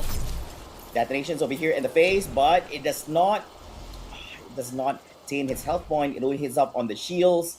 So I guess it's a battle here between GSF and AXR, between 2 important resource points. Pluto on the other hand. Meanwhile, Iron God also on the forefront for the Xron side with hopes that this can provide. But he's going down real fast over here with only 1k. Make that 300 HP left as go down before it makes halfway through this progress. But there are 2 more Iron Gods on the left side as well, which I did miss out. So after clearing out 1, there's more. Pluto needs to get a little bit of cover. If not, it's going to be very, very dangerous. Even the drones are at the front as well. Kaiser having a little high ground. Pushing out and making a sweet escape from behind. Leaving out only 1 Iron Guard from the X-Run right now. Oh, dude, I love the read coming in from the GSF commanders from the side of Team DSL. If you notice from his entire production build, after he got the Echelon and Phalanx crew, support crews out, like just to fortify the necessary victory point, now he's building up all the anti-infantry or anti-Iron Guard units here. You got the Guardian Troopers coming out, you got the Hellspawn. You notice as well in production, he also got he's going for the cluster cluster bomb artillery upgrade as well. That will do quick work towards the Iron Guards here. And this is Team 1-1's commander committing, if you notice all of his research as well, committing everything into the Iron Guards. The upgrades, the productions, you even got to give them more health as well. Well, yeah, it's gonna be a really tough one, especially once the hell spawn starts rolling in as well. The officers from the side of Team 1-1 needs to babysit this Iron Guard, so at least to ensure that they stay survive long enough for them to get to the battlefield at least. Well, but here's the fun fact about Guardian Troopers, right, for the GSL side. So going toe-to-toe 1v1 with a Guardian Trooper is a nightmare. He just two-shots you with the rail cannon and you're pretty much dead. Same goes for the Iron Guard. However, you drop a nice EMP, you're surrounded with infantry, with scouts. You can actually melt out the armored trooper relatively quickly here. But here's the Hellspawn. Melting away infantry doesn't do great. He does have an AT cannon, but it doesn't really do insane amount of damage to vehicles or buildings. But it does the work. His main goal for this vehicle is just to melt infantry. Melt the Iron Guards with the flamethrower. Yeah. Pretty much living up to the name Hellspawn. I think they have other things who can actually solve the Iron Guard problem, so no problem on this. So having the house spawns right here quickly melts all the normal infantry grenades coming out from the Axron side, so you do have the answers they need, and I think at a great timing as well, because they do know at this point Axron side will be churning out all these Iron Guards. I do believe that they are having a slight upgrade from their end over here, as they're going to be churning out new units from their end. This is going to be the Knight Iron Guard. Yeah, I think that's one Knight Iron Guard. Laser Knight, yeah, Laser Knight. Yeah, Laser Knight. Oh yeah, that's the Disco Light Iron Guards. Yeah, so they're coming into play. We have not had the opportunity to actually see any of them in action before, so this could be your for those who are fairly new to the live stream, you guys can actually witness why they actually call Disco Iron Guards here in the game. Well, it's definitely a nice upgrade as well, because Laser Knight does really great against structures and vehicles as well. Just as long as they stay alive long enough to just sustain from the hell spawns here at least. They have high HP. Basically with the phaser cannons, you will know they're on the field once you see the cannons shoot out their lasers. Yeah, but not this. Yeah, not this. So you'll see later. Kaiser, low on HP, low on shields, by the way. Gets a little bit covered to regenerate back those shields and get back to action. Iron Guard, as usual, making its way. I do believe this is one of 3 that he actually had. There's not much units from the side of Axron here at the current moment. They're fairly expensive. So if you guys are familiar with playing with Axron, most of the units they have in comparison what GSF has to offer, they're slightly more expensive when it comes to the amount of resources that you need to actually build them. But I believe that they're slightly more durable compared to GSF. Yeah, but now you see the Laser Knights coming in. These guys can run. If you guys don't know the difference, these guys can run. The Iron Guards slow. Yeah, but now you see one of the officers on the field chariot. He went for the balancer. It's the Orion balancer here. So he's gonna be taking point, trying to point it out, or at least try to see what's going on top there. The Laser Knights coming in. They need to go in a group, by the way. Yeah, they go in a group as much as possible. Laser Knight is going toe-to-toe with the point defense turret as well. I don't know. Still sustaining. Point defense is gone, and now they're making their way in flavor. I don't know if that was intentional, but they did send out one in the forefront. It's working for them. They are running on. Even the point guard turret is already down for the count right here. Pushing away Pluto as well as Kaiser on the other end. Eagle, a little bit too brave. He got caught up up there. I know he's running together with the Laser Iron Guards, but then, yeah, I picked out that real quick over here. But these 4 Laser Iron Guards, I believe that there's 5 of them in total. I didn't see the other one, but these 4 are just melting down, and our observer is just following them right now. I think this is the way to go. Just follow wherever this Laser Iron Guards is going, and yeah, we're good to go. They are destroying everything inside, and GSS not too happy about this. They are, but he's also losing a lot of the Iron Guards, and there's no one there to really support them, especially Cam. We do finally see Delta grouping up with them. Yeah. But they need to be careful here. They already lost 3 in the process while making their way through here. Oh, they lost 3. And they lost 3 in the process. 3, right, yeah. He's making more Iron Guards. He has an Omnicron light tank also on the way to try to deal with the barracks. But there is the mines here. There is the crawler. It's not the support crawler here. If he was a support crawler, probably could try to give it a little bit of assist here. But he is running that thing in. Now the health one. Now he instantly has to forces the oh no, the laser knight gets bombarded here. Oh, Now there's only one remain. Wait. Although he has 2 more in charge on the way, but I think that's from the base iron. That's the laser knight from the base here. yeah, was that proximity mine? I think that proximity mine was just dropped just a while ago. Because Yeah, if it was not, just dropped down. yeah, because if it was there the whole time, I think the laser knight would be down there. Yeah, I believe that it would be a great bait. If that was part of the plan, I applaud GSF for that. I think that was very, very smart. Yeah, but all that barrage coming on from the Axon side just now with the laser iron guards has put onto the stall. Hellspawn is here, leaving out 2 more of the laser iron guards. What can they do here at the moment? Ripper flanking them from the other side, and the easiest that, just like what you said, Liner, that's it. With no cover, they're down, and they lost out every single laser knight iron guards. The 2 ones you see here are actually the new ones. No, then actually that's the regular knight iron guard. I think that's the one that came. Oh with yeah, the regular knight, tier 3 not the reinforcement. laser. Yeah, it's the tier 3 reinforcements one. But you know, as usual, they're coming in from base here. So surprised there's no EMP drops coming in here. Oh wait, oh no, he went for the robotics. He went for the robotics upgrade for the research module. Yeah. If he went for the tactical one, then he probably would have the EMP drop unlock, artillery shot unlock for him. Which I think is also another problem for Axon, where unlike GSF, regardless of what upgrade you require, whether it's the advanced supply center, the advanced barracks, or the advanced armored logistics, those 3 buildings will naturally be built in that order, already available, accessible for you. However, for Axon, you can only get those necessary upgrades once you create a new research module here. So basically, you need to have 3 research modules to unlock various research or various units for yourself here. So can be pretty hard, but Axon Faction has been more of a tactical build-up compared to the GSF side. However, you know, the boys from Ammo Box, Jeremy and Caskin, they did a really great job with the faction as well. The new division is also pretty great. We're definitely going to be seeing a little bit more changes, or maybe a little bit more balancing, maybe some new things coming in the future here. Pretty excited for it so far. But however, this is the current state of things, and we have seen the capability of DSL on both GSF and Axon. However, Team 1-1, thank you so much for participating in this tournament, for joining us as well. Sadly, this is a single elimination. This is pretty much why I hate competition flavor. I just really hate saying goodbyes, but you know, that's the nature of the competition. There's always going to be a winner, and someone has to go home here. Yeah, some have to go back early, some have to go back later probably, but still a very good match. Yeah, that's the thing. Eventually, you know, 99% of the people in the competition will still go back. You know, it's either late or now, you know.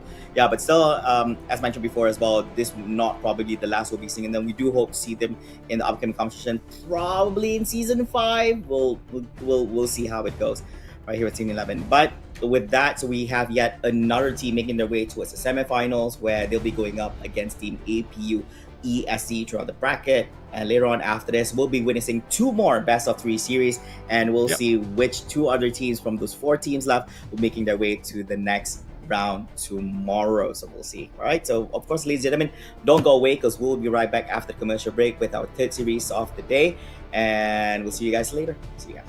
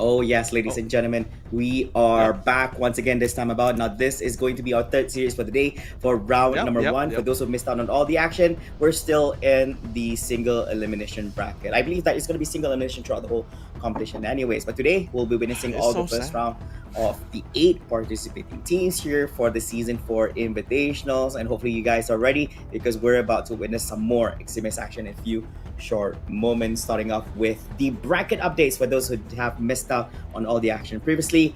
Just a little bit update Huh? from our first series on the bottom left segment. We have Team APU Esports Club who have made it to the semifinal segment where they'll be going up Yeah. against Team DSL who have just recently won 2-0 up against their opponent Team 1-1. Yep, that's correct. We basically have our first semi-final bracket pretty much solidified here. We pretty much gone done and dusted. Of course, once again, we'd like to give a shout out to Big Headed Bully and Team 1-1 for joining us in this tournament as well. Taking the time to learn out through the mechanics of the game. I get it, especially for you new viewers as well. If you guys really want to give this game a try, I think it's really great. It is a hybrid RTS with FPS play style here. So we don't really have that often in multiplayer games as well. So it's pretty great to have. It's definitely going to be quite the learning curve. So I'm really happy to see like Team 1-1 and everybody, basically our top 8 team, go head to head in this tournament as well. And you know, walking away with 1,500 USD, it's a really nice grocery money for themselves to have. But with that being said, Flavor, let's really get to it here. It's our third series. It's going to be Syncore versus CTS here. Oh my god, I can't believe we're going here. Oh yeah, we are going to Academy. No. I do believe based on this, it was actually Syncor, which actually chose the faction. So they actually chose Axeron, meaning that CTS will be go with GSF. They ban out, I think, Marshall banned Town Square. So Syncor banned Crossing and Sunday Mall, and then map pick by CTS. So they pick. So basically, the reason why we're going for Academy is basically CTS based on the 4 maps that we have left after the bans. Yeah, Academy. Okay, I'm not a big fan. I think I stressed this enough with you in the first series. Yeah. I'm still gonna stress about it now because I thought we would not see it. I thought maybe whether is it banned or not, I thought it's just gonna be a floating option. But no, it's here. It's haunting it. I was kind of expecting it to come out at one point. I mean, like, there's no way it's gonna be fully dismissed. It's no, because like, okay, the thing is sure, Academy is one of the few maps which you can bring heavy vehicle division here, like the armor vehicle from the armor division for the GSF side here, because the map is perfect for it. You have vehicles that's going to be able to run into victory point sites and literally overwhelm and actually be able to siege for bases if necessary. But the one thing I don't like about the Academy, especially as a commander, is the exposed economies, the exposed supply points here, particularly the power supply. Picture like the one of the victory points, right? Like how the chances of an officer like going to attack another location and going to a supply point, which is, by the way, so close to each other, it's so high, it's insane. So every time I'm as a commander, right, if I lose my B victory point area, I'm gonna have someone on my C, right? I'm gonna have someone like sieging towards my power supply, and that sucks, because for a commander to lose of all the supply points, to lose your power, it hurts because you need power for a lot of things: research, upgrades, high tier units spawning as well. So creation, it's expensive. You need as many power supplies as you possibly can, and to lose one of them mid battle or towards the entire game, it slows things down heavily, and that allows your opponent commander to actually start building up more superior units than you, get more upgrades faster than you, and best supports their on-ground officers better than you. Yeah, I think so. Yeah, it's like double the terrible. pain. Yeah, it's double the pain. Yeah.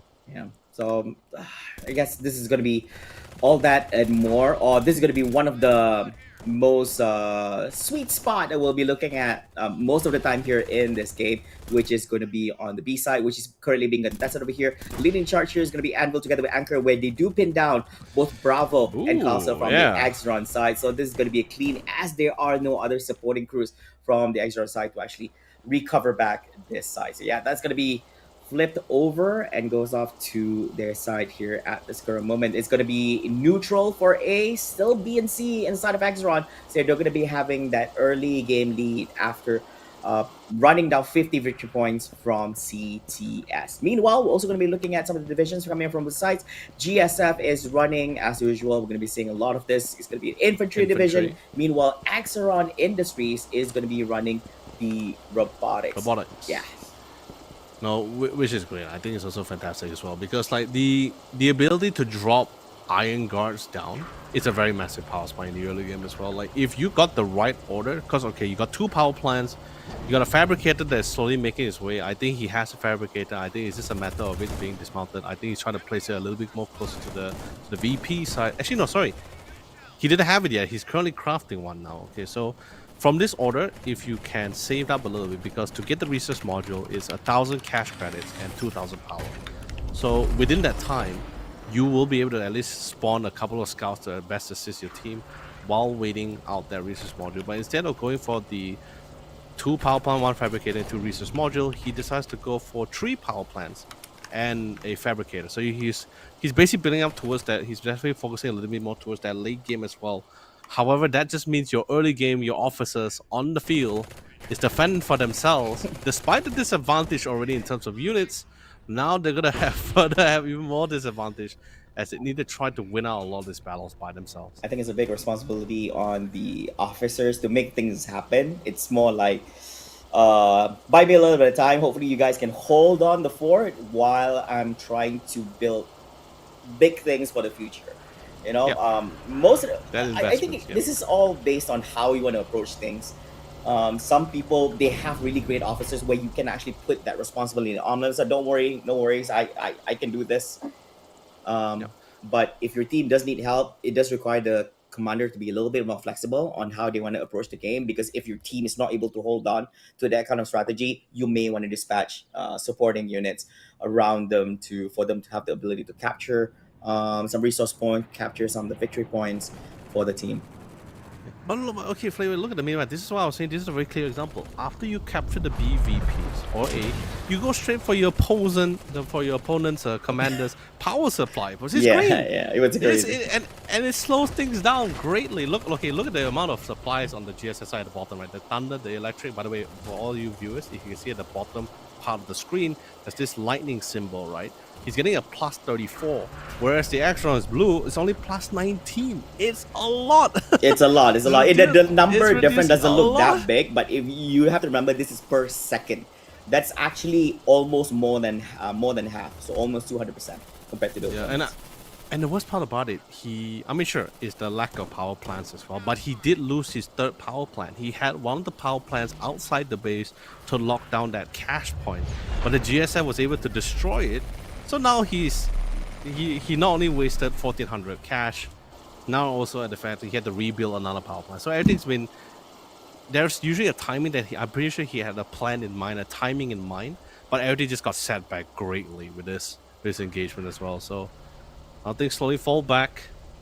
But on the GSF side, they got all 3 victory points. They got the battle suits, they got the tech, they got the weaponry.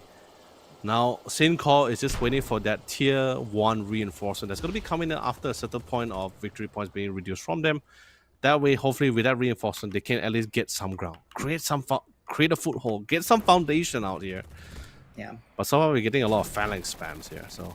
That's true. Just for context, for those who are not familiar with the tier 1 reinforcement, I think there's a threshold for every victory point. So if your team threshold, like for the first tier, is actually at 400 victory points, or should I say 399 victory points. The moment it reaches that, so basically your commander gets access to this tier 1 reinforcement, which could, because it's basically the game is telling you that you're currently at a disadvantage where you're losing out. Therefore, we're going to give you this push where you could possibly, have an advantage over opponents, and with hope that that could actually snowball, But as time goes, the tier is going to be increased from 1 to 3, depending on how much victory points you have.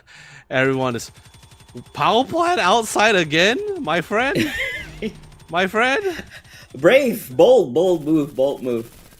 Bold, exactly, bold. But you don't want to lose it. Don't lose it. Yeah, stand up on a standby. Yeah, but he doesn't have his shields now, so he needs to go back a little bit. There's a little bit of cover. Yeah, there is cover from the units, but where are the officers? I don't see them. Oh my goodness! Yeah, they're gonna lose this. There it goes. Another 1,400 gone. Yeah, it's just one of those situations where you agree. But here's the cool thing about the robotics faction, right? The mules.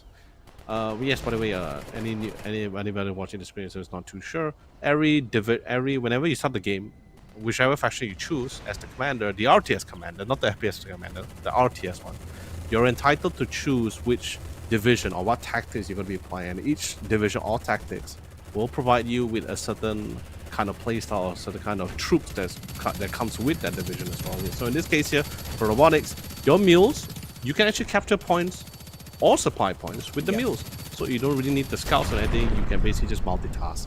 And there goes another power plant. That's his second one. Only one remain.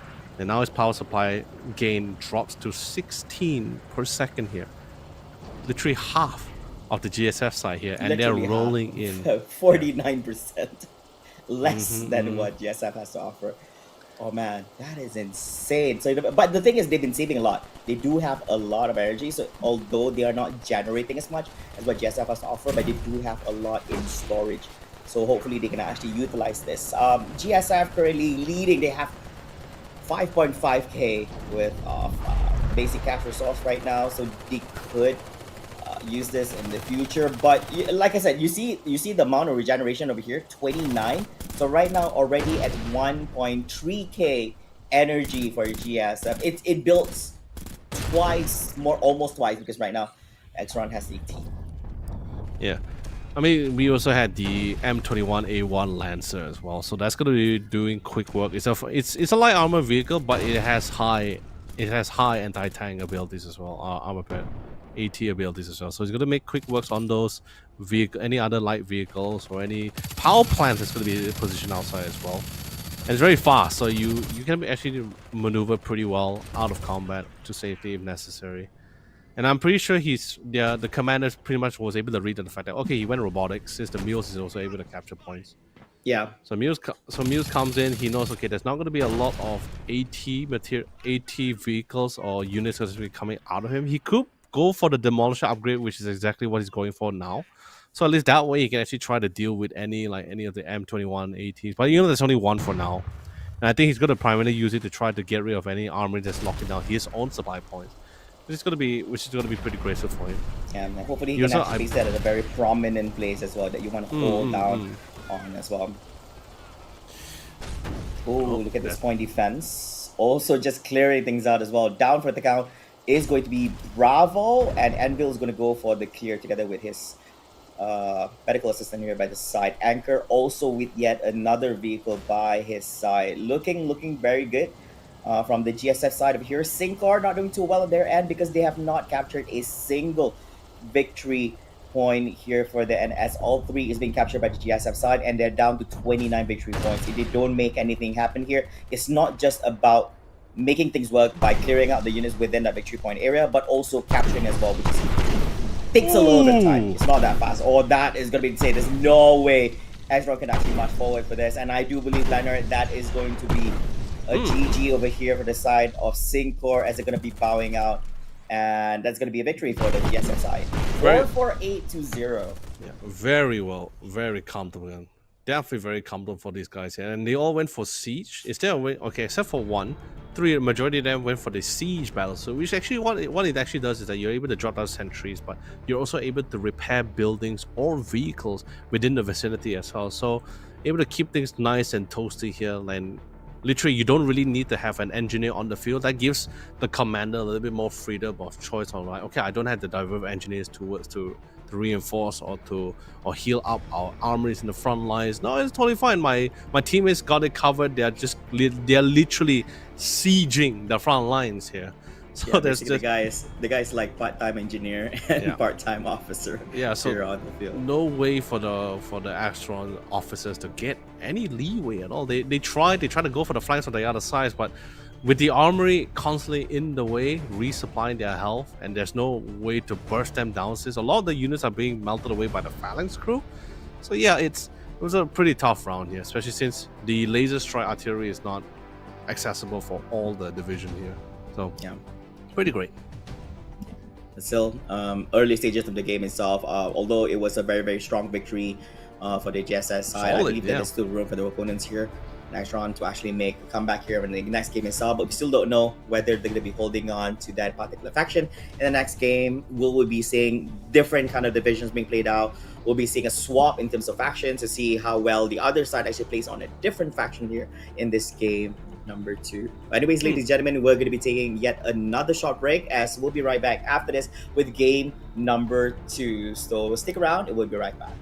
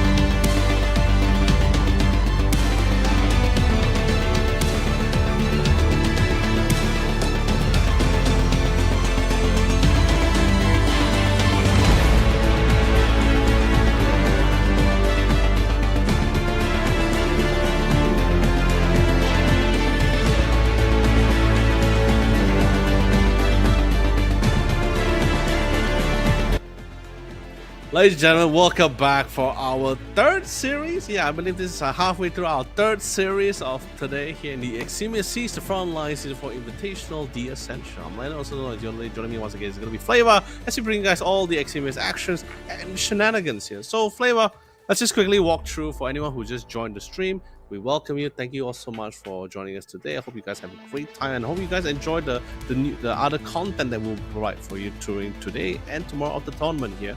But yeah, Flavor, let's just quickly walk through on like what happened in game number 1, right? So we see Sin Core not able to get the necessary amount of foothold as well. We can definitely tell that the opposing side was able to get quite the dominant lead here on the map for Academy. However, that's Academy. Academy has always been something. I'm sorry, I'm biased. I just don't like the map in general. But like, hey, it's like, it's the map. I'm gonna give them the benefit of the doubt when we go to the next map. Might be a little bit of a different story here. But regardless, let's see what's the next match. We quickly bring this out. Sorry. We check out the brackets here for anything updated for anyone who just joined. So in the semifinals, we have the APU Esports Club and Team DSL was able to secure themselves. Once again, kudos to Big Headed Bully and Team 101 who was with us earlier today. Thank you all so much. We'll see you guys in the next tournament or casually in the community. Yeah, and we're looking forward to see how this game number 2 will transpire as Team CTS is looking for one more victory here in this next game to actually get a victory in the series. But of course, Syncor is definitely not going to let all that happen and is definitely looking to win this game and force a game number 3. And the map that I'll be picking up for this one is going to be Express. I do believe that this is... Let me just double check on this. So basically Syncor, because they had first dips because they lost game number 1, they picked out Exron. Meanwhile, the Academy ban there in the middle. So you see the map ban in the middle is actually the ban by the Marshal. Meanwhile, Syncor also banned Sunny Mall and Crossing, and Express is the choice by CTS, I believe. Yeah. Oh no, why are we doing this? We're definitely, I believe that there is a movement out there in the Xenius community to just play maps that we're not in favor with. Right? No, because... Okay, don't get me wrong, right? Because we're playing back-to-back maps, which is emphasizing on exposed economy, right? Like just like Academy, Express also has the exact same issue here for the southwest side, right? You have the victory point relatively close to not only to the cash supply but also the power supply as well. So it gets pretty. It's like the rotation path for officers, right? You get the victory point, the next thing you know it, you see like not even a eagle eye view. It's just literally right next to you. You're like, oh, that's a power supply.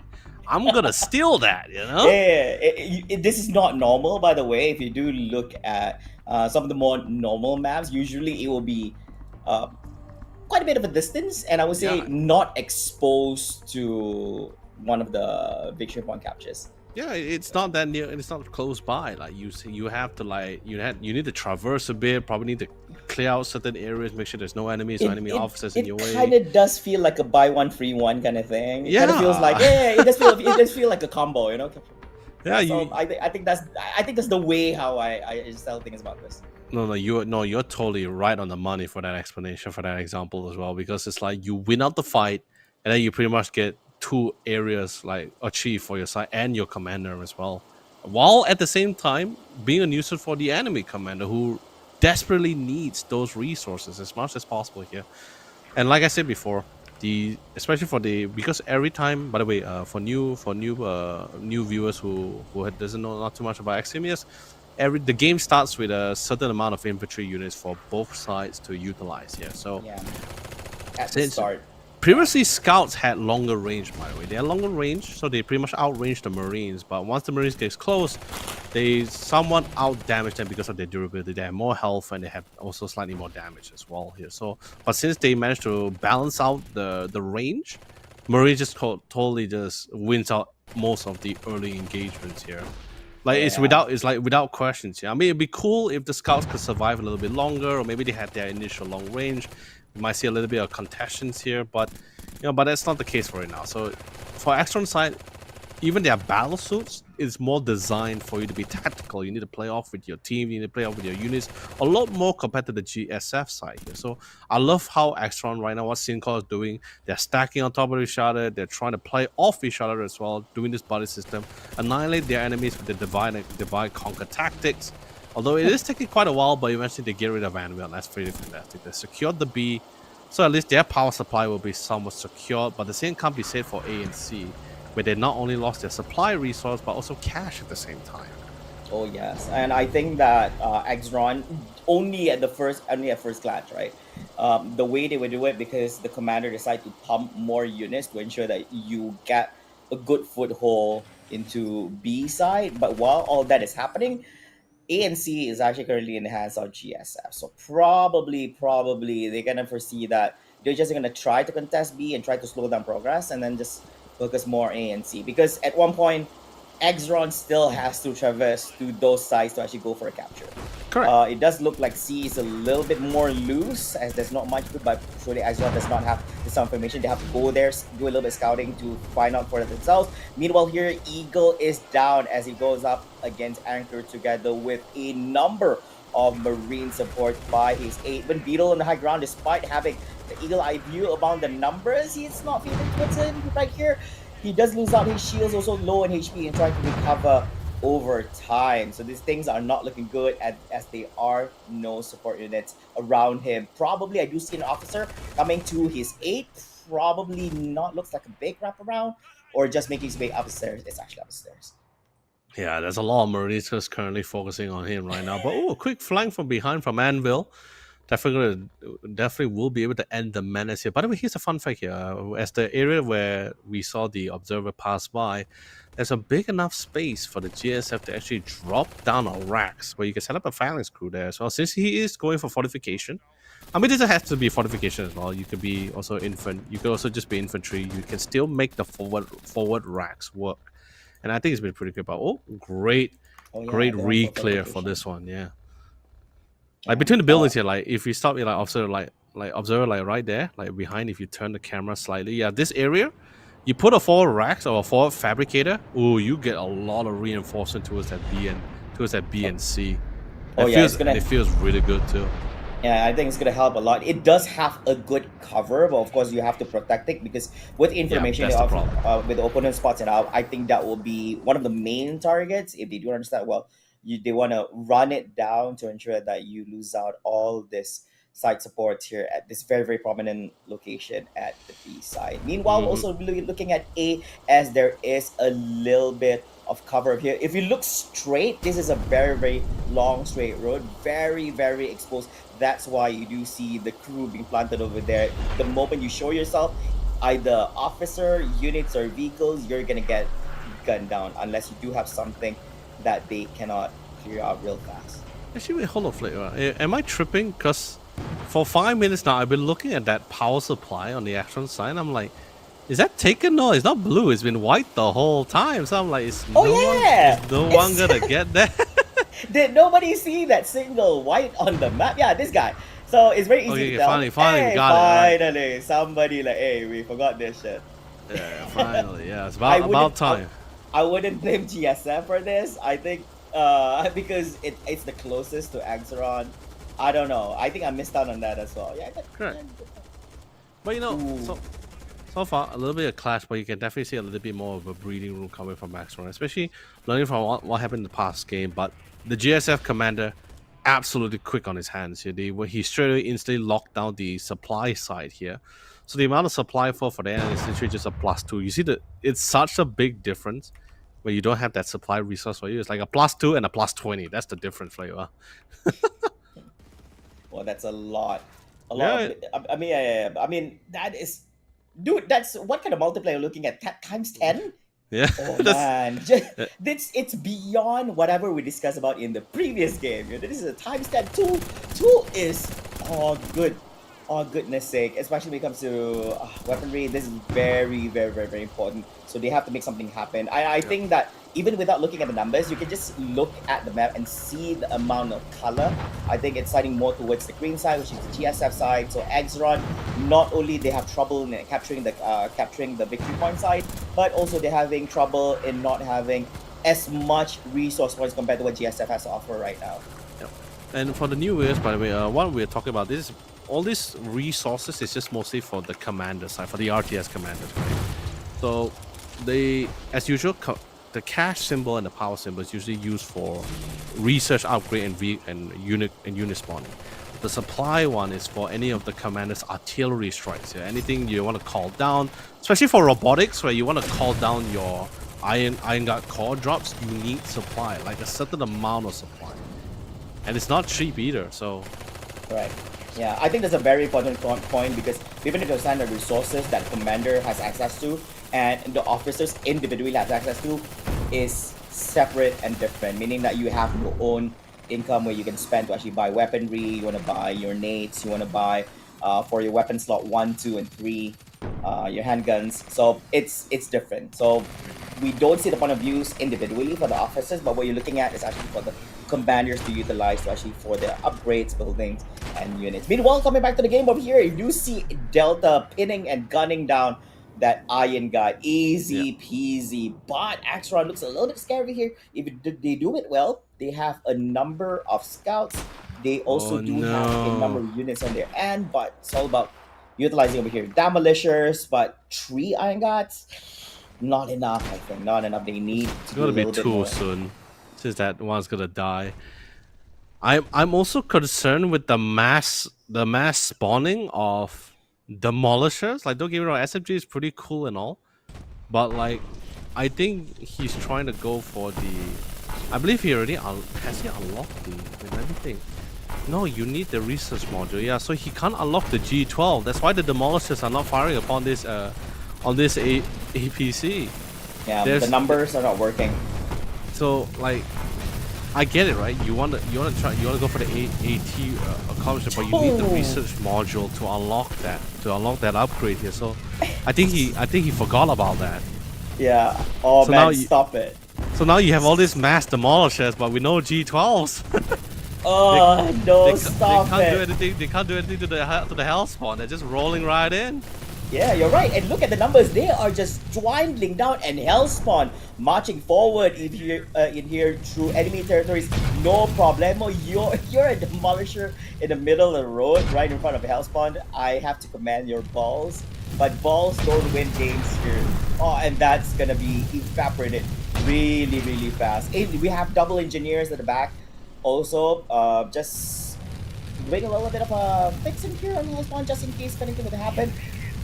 Look at that range. Look at that lob. So meaning that you need to have really good cover to evade this assault by the Hellspawn. That's true. Ooh. Oh no, Castle! Too many air drones. He needs the berserker suit. No, he needs a little bit of help. The cover, it's holding up right here. Eagle strike, marching forward, and he's down. He's down. Yeah. You can try, but the armory with the autocannon. Oh no! I can't believe it. The man pulled through. What a play coming in from our GSF officer here. IFE is here now. Flavor. Let's Jeremy, this is for you, right? Jeremy, Casket, the boys from Ammo Box, hear me out, okay? So, because we were talking about so many about that mass demolisher, right? We need super demolishers. Oh god. You know, I can't say elite demolishers. We have elite marines. I can't say elite demolishers. It feels like the name is not copyright. Superior demolishers. Okay, I'll give you the name. Okay, superior demolisher. No man, it's like you have elite marines. You can't have elite demolishers. The name doesn't feel unique anymore. Superior demolishers, man. Like someone that can really do the work of like 10 men. I think that's what we need, you know. The work of 10 men. Oh god. Meanwhile, still the battle continues. Everybody knows this. Yeah, welcome to the B side here in the middle. This Hellspawn still fighting true. Okay. We don't You see see- any of the engineers anymore. Aside Okay. probably gets cleared out. Gets a little bit of cover, but gets sniped out here. And here comes the cavalry proximity mines being dropped, but nobody's gonna pass through there. Depends. Wait, you see, finally in production, he got the research module and finally getting the G12 upgrade here. That should So have now- come earlier than the Yeah, units. that's why I said I think he forgot about it because he had so many demolishers. It would have been perfect if he had it on time here. So unfortunately, a little late. A lot of cost was somewhat expended and wasted, I guess, in a way. Here is unfortunate. So But he you know, has finally that it's now. out. Yeah, he has it now. but he doesn't have demolishers to utilize the upgrades. No, he has 10. He has 10 demolishers, but he needs he needs an EMP strike here. Observer, can we check his research module? Can we see whether did he get the tactical or he has to choose any of the upgrades yet for it? Fly over, fly there. Oh yeah. Oh no, he hasn't selected Hey. yet. Okay, he hasn't selected yet, so it's no color. So he hasn't selected. If it's tactical, it will be yellow in color. So Welcome to if, the next round base.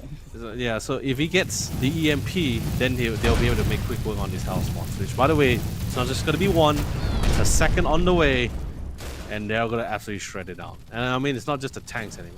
They still need to deal with all these officers here.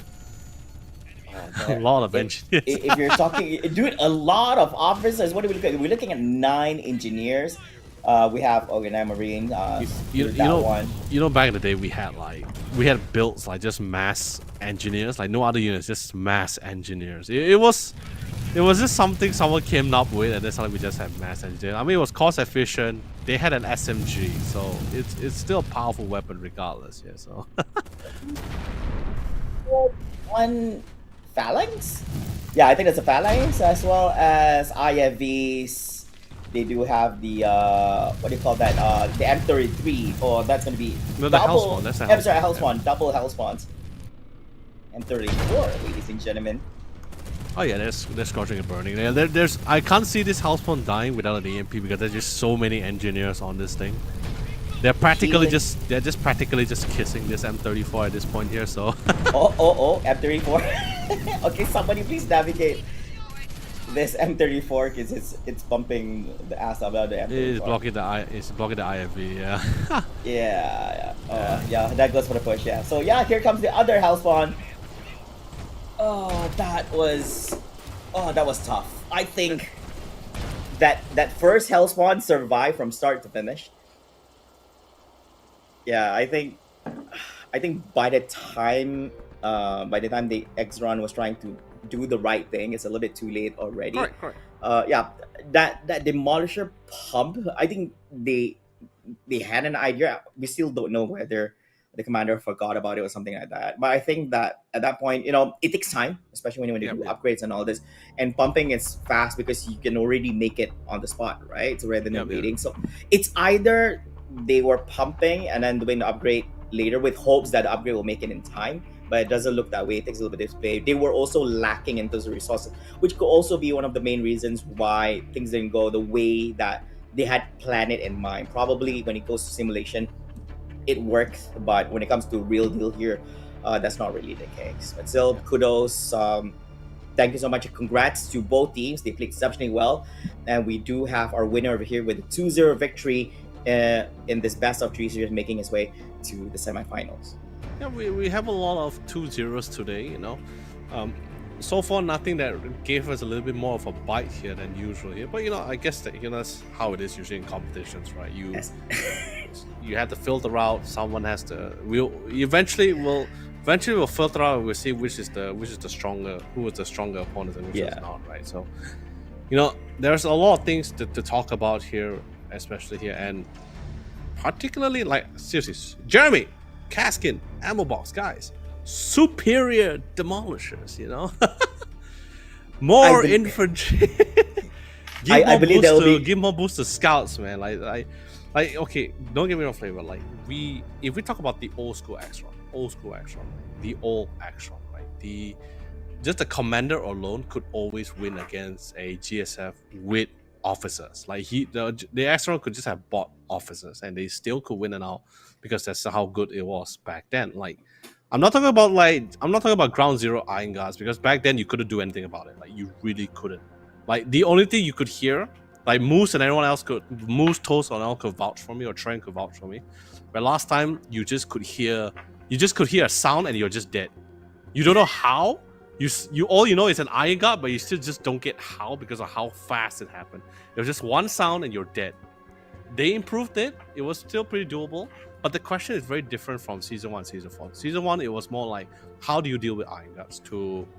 Oh yeah, I remember. How to win with iron guards. I remember. I believe that was top search for Xavier's community in Discord. Everyone was like, how do I solve this? I didn't, before jumping in the game, I believe that I had that issue as well when I started because I think pretty standard, most of the people would start with GSF. It's very straightforward. It's more when you go up against Iron Guard, I remember I was one of those that where I tried to find how do I resolve this issue? How do I handle Iron Guards?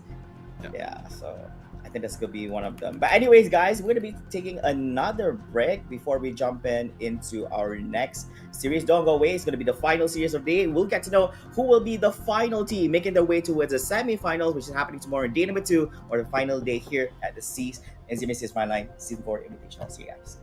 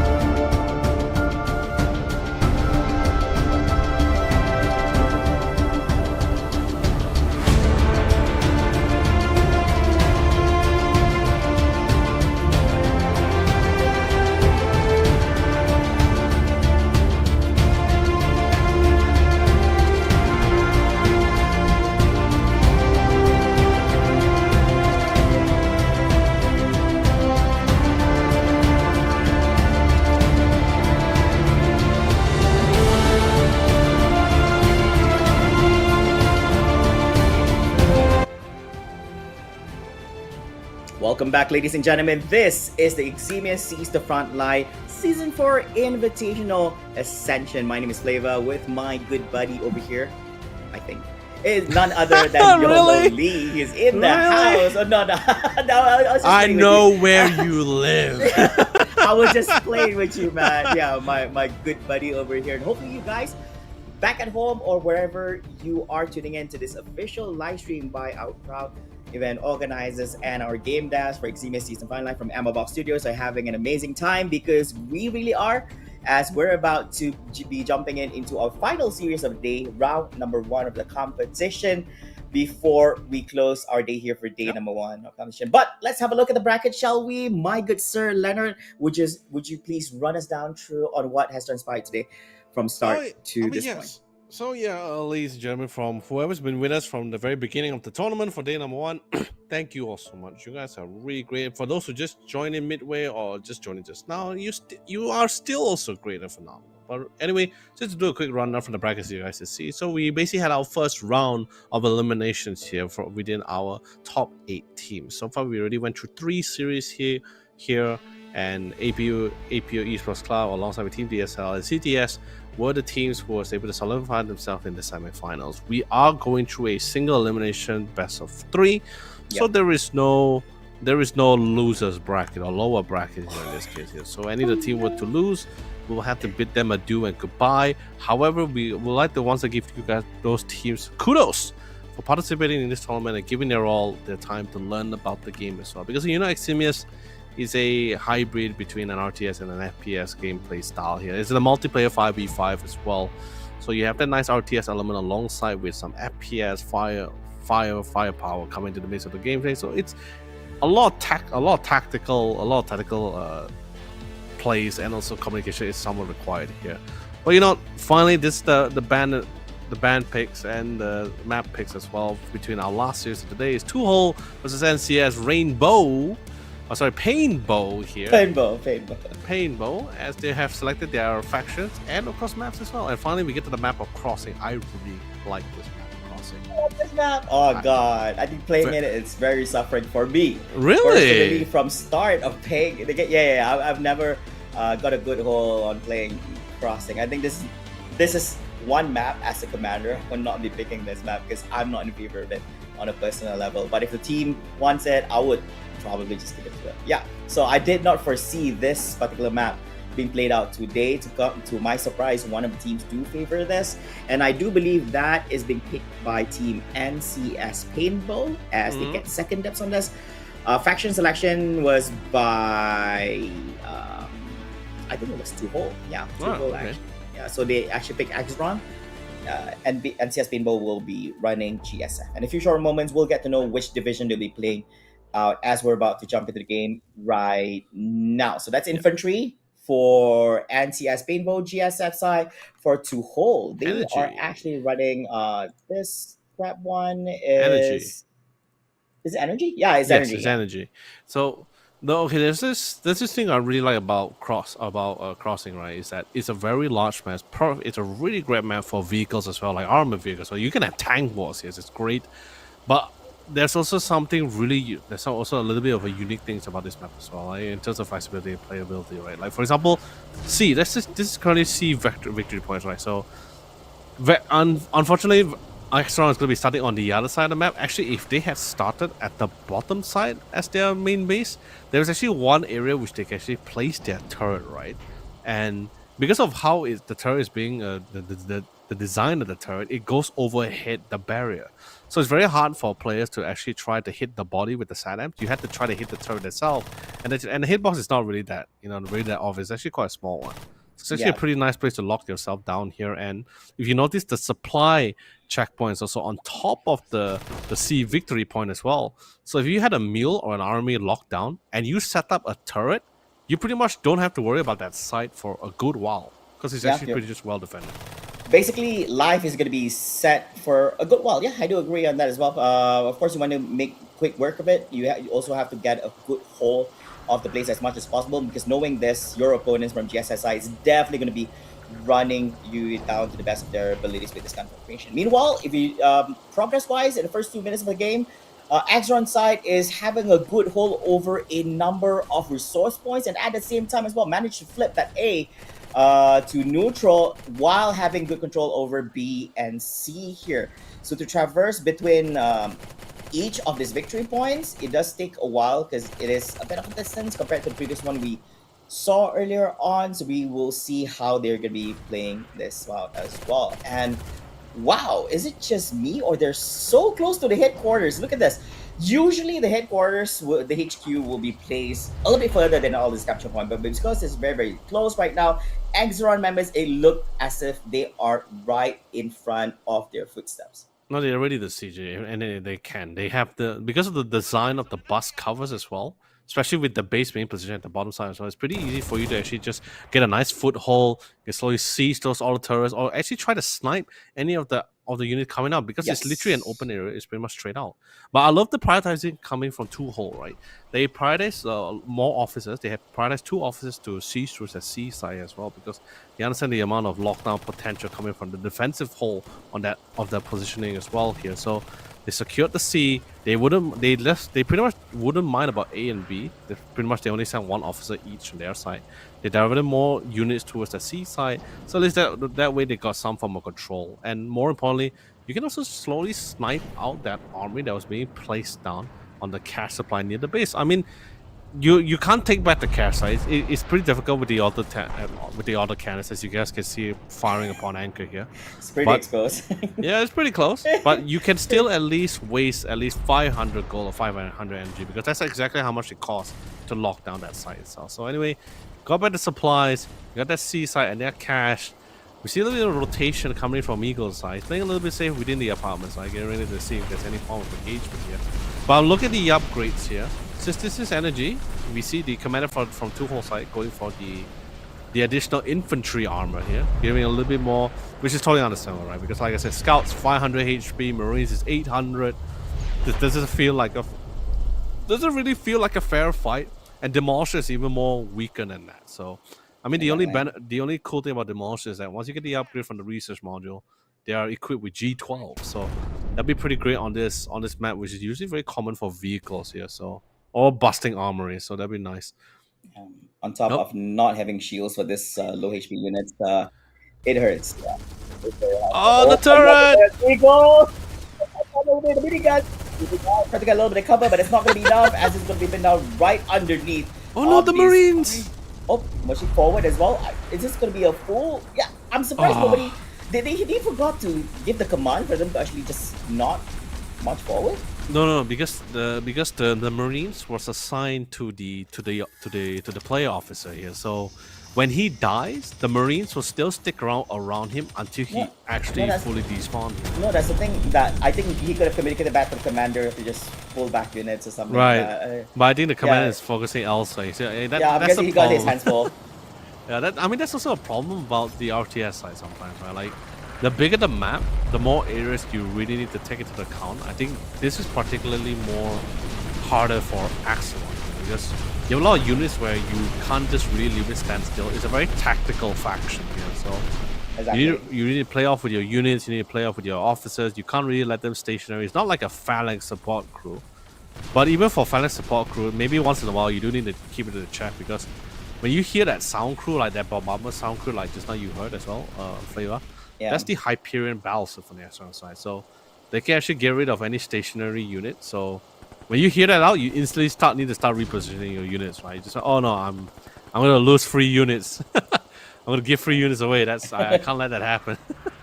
I realized also one thing, right, on an RTS perspective, if you are an RTS player for the longest time and you do feel that you want to jump into Ximius, right? It's a little bit different because if you do play any kind of RTS in the world of esports and gaming, it's always been the same where you do have full control of everything, but somewhat that does not apply to Ximius, where you have controls only over the units, but the thing is you do not have control over the other officers, meaning that you need to pray that these officers are able to execute it to the best of their ability. So these are things which is very out of your control. Yeah, which is not normal for any RTS players because if most of the time you have control over everything. So if the outcomes the changes of outcomes, you can control those kind of things. But the officers have a mind of their own, as they are humans themselves. I mean, Yeah, which is so why we have this debate, right? I mean, actually, not our debate. I think it's a long-standing debate in history for the longest of time, right? Where which is superior, brute force or strategy, right? When it comes to war, mhm. there are times, yeah, strategy overwhelms brute force, but there are certain individual in history, or even from the like certain stories as well. Like take Romance of the Three Kingdom, for example, right? There are certain cases where significant generals, brute force alone, completely wrecks all strategy. Here, Liu Bu Fengxian was an example from the Chinese war history, from the Romance of the Three Kingdom. In extremist community, thunder was a very still existing, a clear example of a superior fragging No. officer Oh wait, here. hold up. Look at this. It's a whole stack, a whole village of Marines and field supports Yep. working their way through. So you don't want to get caught in this line of fire. Oh If not, no! all the no, they're standing with the fire. Yeah, they So are few standing among on the them. fire. That's the problem. This is not the regular. This is not the regular turret. This is the ocular laser turret. So what happens is, although its single target is not great at mass murdering, but it leaves behind the fire effect. So basically, that incendiary area will just cause Yep. more DOT damage and just completely burn out that group of Marines. There. So And yeah, I that's think that's a lot of Marines that died there. Yeah, I think it was just left there for much. I get it. I think in a normal, like the number of units, yeah, they're gonna march through and all this, but you need to keep a good eye on these units. If not, it would just fall for free, just like what we just witnessed just a while ago, right here. Yeah, so this I think is we're talking on the strategy side of things. Like for Extron side, they don't really have the numbers compared to what GSF has to offer, but because you don't have a good strategy on how to approach this, you're just losing out all those units that you expanded your resources on so far for this game. Yeah. And right now we're at a stalemate, but it has slowly shifted back to the GSF side as they have flipped C into neutral and into their side here. So they have a good control over A and C. So slowly but surely, it's going to be running down the victory points from Team Two Whole from the Extron side. Yeah, definitely. It's Beetle. Fortunate. That's the power of the LMG. They did get enough for the LMG in terms of its weight class. Previously, you didn't have the heavyweight penalty when you hold the LMG, but because of a particular player, Thunder, Mighty Thunder, by the way, Mighty Thunder, by the way, Got he a nerf. was he was a menace. He could get out the craziest of chokeholds and circlements and still kill everybody in the process with an LMG, with whatever utility, as long as he had a supply point to fall back to. Yeah, so Oh wait, and this that is was the balance support, field support. Yes. yeah. So this is the GSF fortification anti armor defense. So sorry, the what was this again? Yeah, sorry. This is the Which one? oh no the turret. Yeah, the turret, the point gun. The support crew? Oh no, sorry, that was the armory, the minigun, which is Oh, still the armor. holding Yeah. strong. Yeah, it's still holding strong. I'm surprised that Exron is still using the same tactic on how to approach that. They didn't learn it the first time, and they still want to do the same thing. Of course, it's gonna fail. And ocular defense. So this makes it a much stronger hole for the Exron side. On B side, yeah, this thing packs a punch. No joke. It really does, but not the craziest of turret, but it's definitely great for anyone who's like holding down the side. It's great to counteract the phalanx support crew in particular as well, because although it doesn't penetrate it through, but it does leave the fire effect, which eventually will just kill off the phalanx support crew. So it's pretty nice to have. And although we do have the IFV rolling in here, but it's not really able to create much space. Oh, Saddam's on the hands of Eagle. Can he try to get rid of the Omnicron light tank? He's close. Just probably need 2 more shots, and I think that should do it. But he's being distracted by armor. Great support here.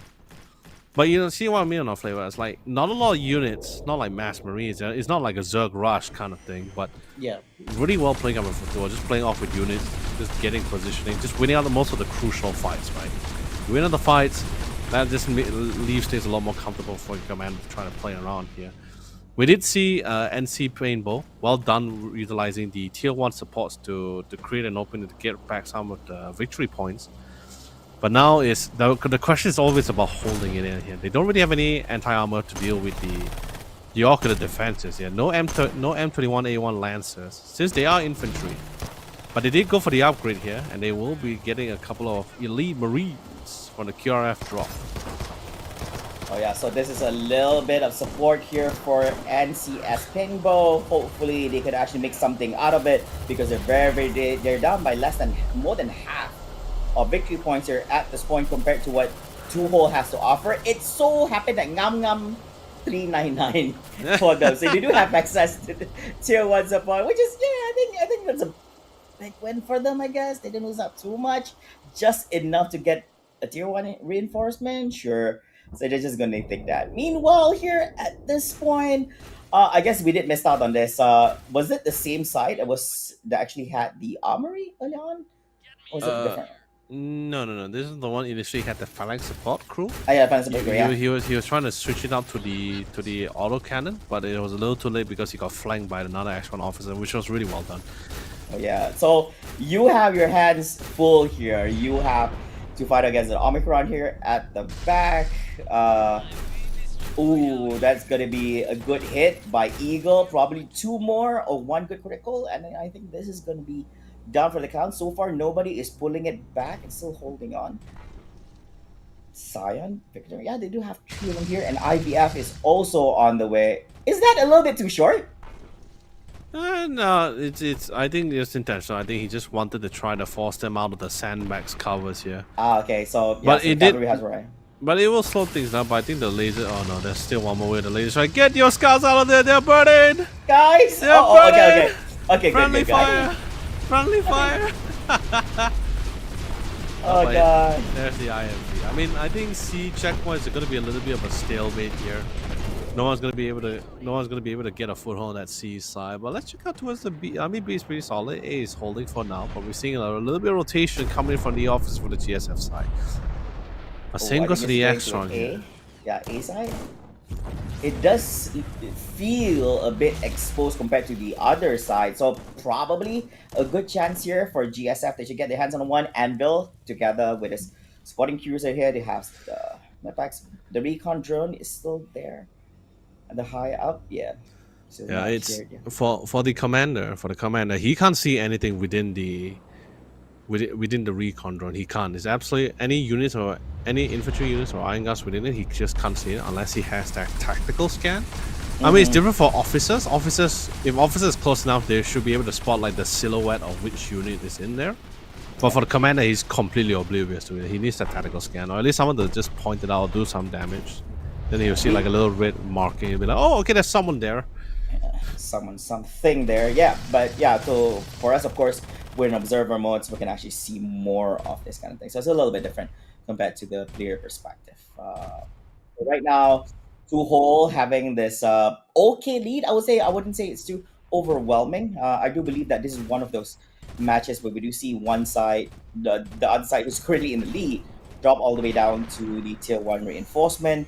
But NCS Paintbow, they managed to make it a stalemate here, as both sides have 1 victory point secured each, and C is currently in neutral. This IVF is gonna go well down. done. Oh, just enough. I believe that on that last shot here. Sign doing a little bit of jukes. Doesn't want to get shot here by Castle. That's the MPOW, by the way. One of the MPOW, MPAW. Yeah, AMPAW, MPOW. Oh, okay. Now that's great. We have the second ocular defense. I believe this is the second one. So this is gonna be great. So any phalanx crew that's gonna be trying to set up here will literally be scorched and burned. There's also still the mule with the turrets. And of course you got Castle is just currently running pointy on this side here. So nothing's gonna be easy. And if you notice as well, it may not be a direct hit, but the fact that the ocular hits the sandbags, it leaves a fire area here. So it's gonna be pretty hard to deal with. I think C is pretty locked on until maybe an M33 rolls in, probably with an artillery strike. That'll be great.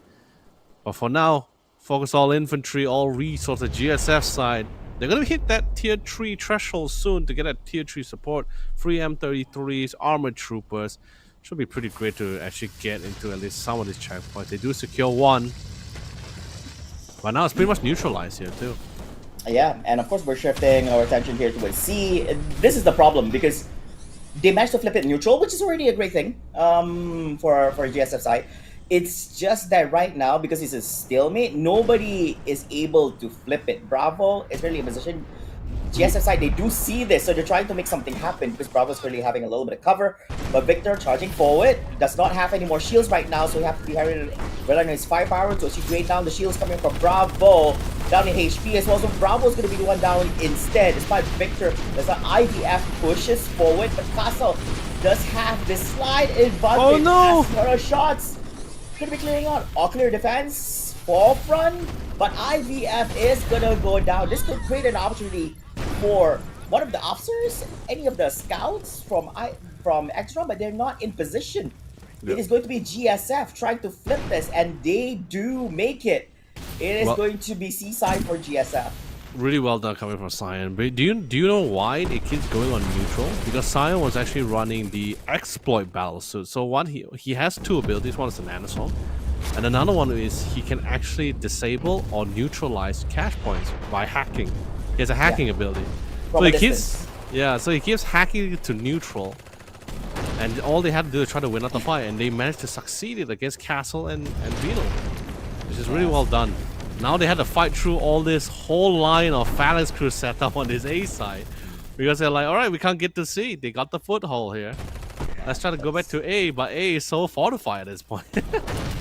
Oh man, this is going to be tough. That's the thing. It's a big advantage to actually secure and capture the victory point area, because once you secure it, the responsibility is not about recapturing back because it's already yours.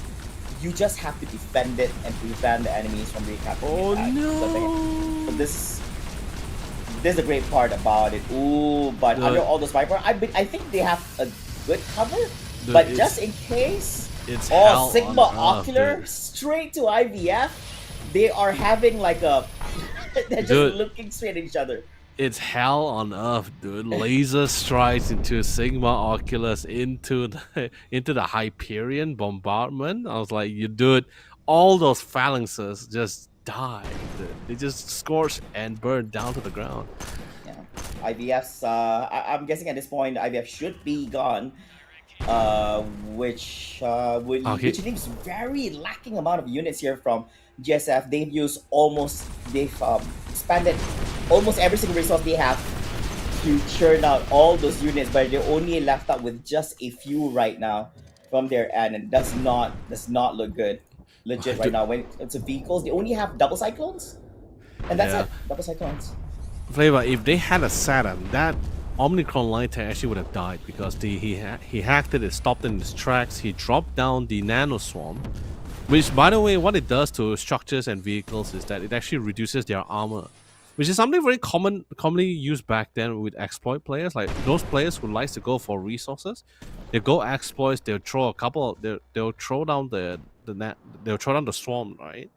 Yeah. The nanoswarm, and it will reduce the armor for the armory, and all it takes is 2 shots with the SATAM, and you instantly destroy the armor and vehicles alike.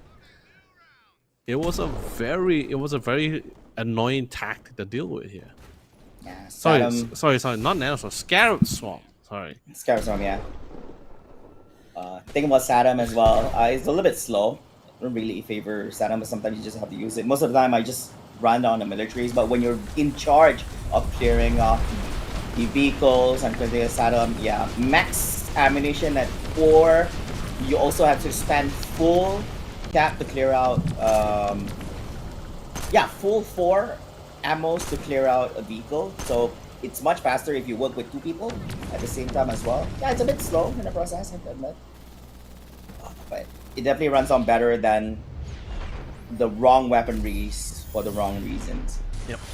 Oh no, this is not good. And CS Paintbow down to 77 victory points. Now make that 76 as they are struggling to find another victory point spot to be flipped for their ad. If they don't make anything happen right now, they do have the tier 3 reinforcement. If they don't make good use of this, I believe that this is going to be a victory for 2-hole. Yeah, they're completely focusing it on C? Okay, I get it, right? So I guess they just want to fully control the side here, but the ocular defense is still there. Overload is coming in. M30. Come on, M33, gotta do the work. EMP drops down. Oh, they want to try to capture back this C. They're doing everything they can to hold this C. We did lose one. Still one more remains. Zion falls back to reset, but there's still the armor trooper and the M33 here. I'm not sure whether our dear lone, or he fell in the end. Castle falls finally. And his tree command side, but they managed to took it back. Yeah. I think it's also okay, but that's a flip once again, and after losing that, that's even more bad news for GSF. Not only they don't have a victory point as well, and if Axron actually captures it, it's going to be further amplify the rate of victory points being dropped from there, and they're already down all the way to 20. I don't think they need another. But GSF recaptures it back here for there, and they still need another. Yeah, because it's running out really fast right now. 23 minutes into the game right here. Axron side still leading with 355, 254 victory points from there, and 10 more to go right here. Still a good hold. Beetle against Anchor, but this is not the side that they're trying to capture. Yeah, it's a nightmare here. M33 Bell Tank. Oh, look at that laser. The ocular finally. Yeah, it's no Sigma tank. Like the Oculus Sigma it's pretty cool, but I wouldn't say it rivals the M33. It has to be the Sigma tank. That's the only one that can go toe to toe, or probably even more superior than the M33. But also do take into account it is the infantry division as well. So you don't really get the upgrades that you usually get from the M33, like the reactive armors. You get the homing missile, the anti-tank homing missiles, or the APCs, which is anti-projectiles. Pretty great to protect your tank. It makes it even more solid as well. It also naturally comes with the default minigun to shred any infantry that comes nearby. So you're just getting the factory mode, with no upgrades. Yeah, it was just pretty much the default stripped out M33s, and he had 3 of it as well. So I mean, sorry, 2. He created 2. 1 was from the tier 3 drop.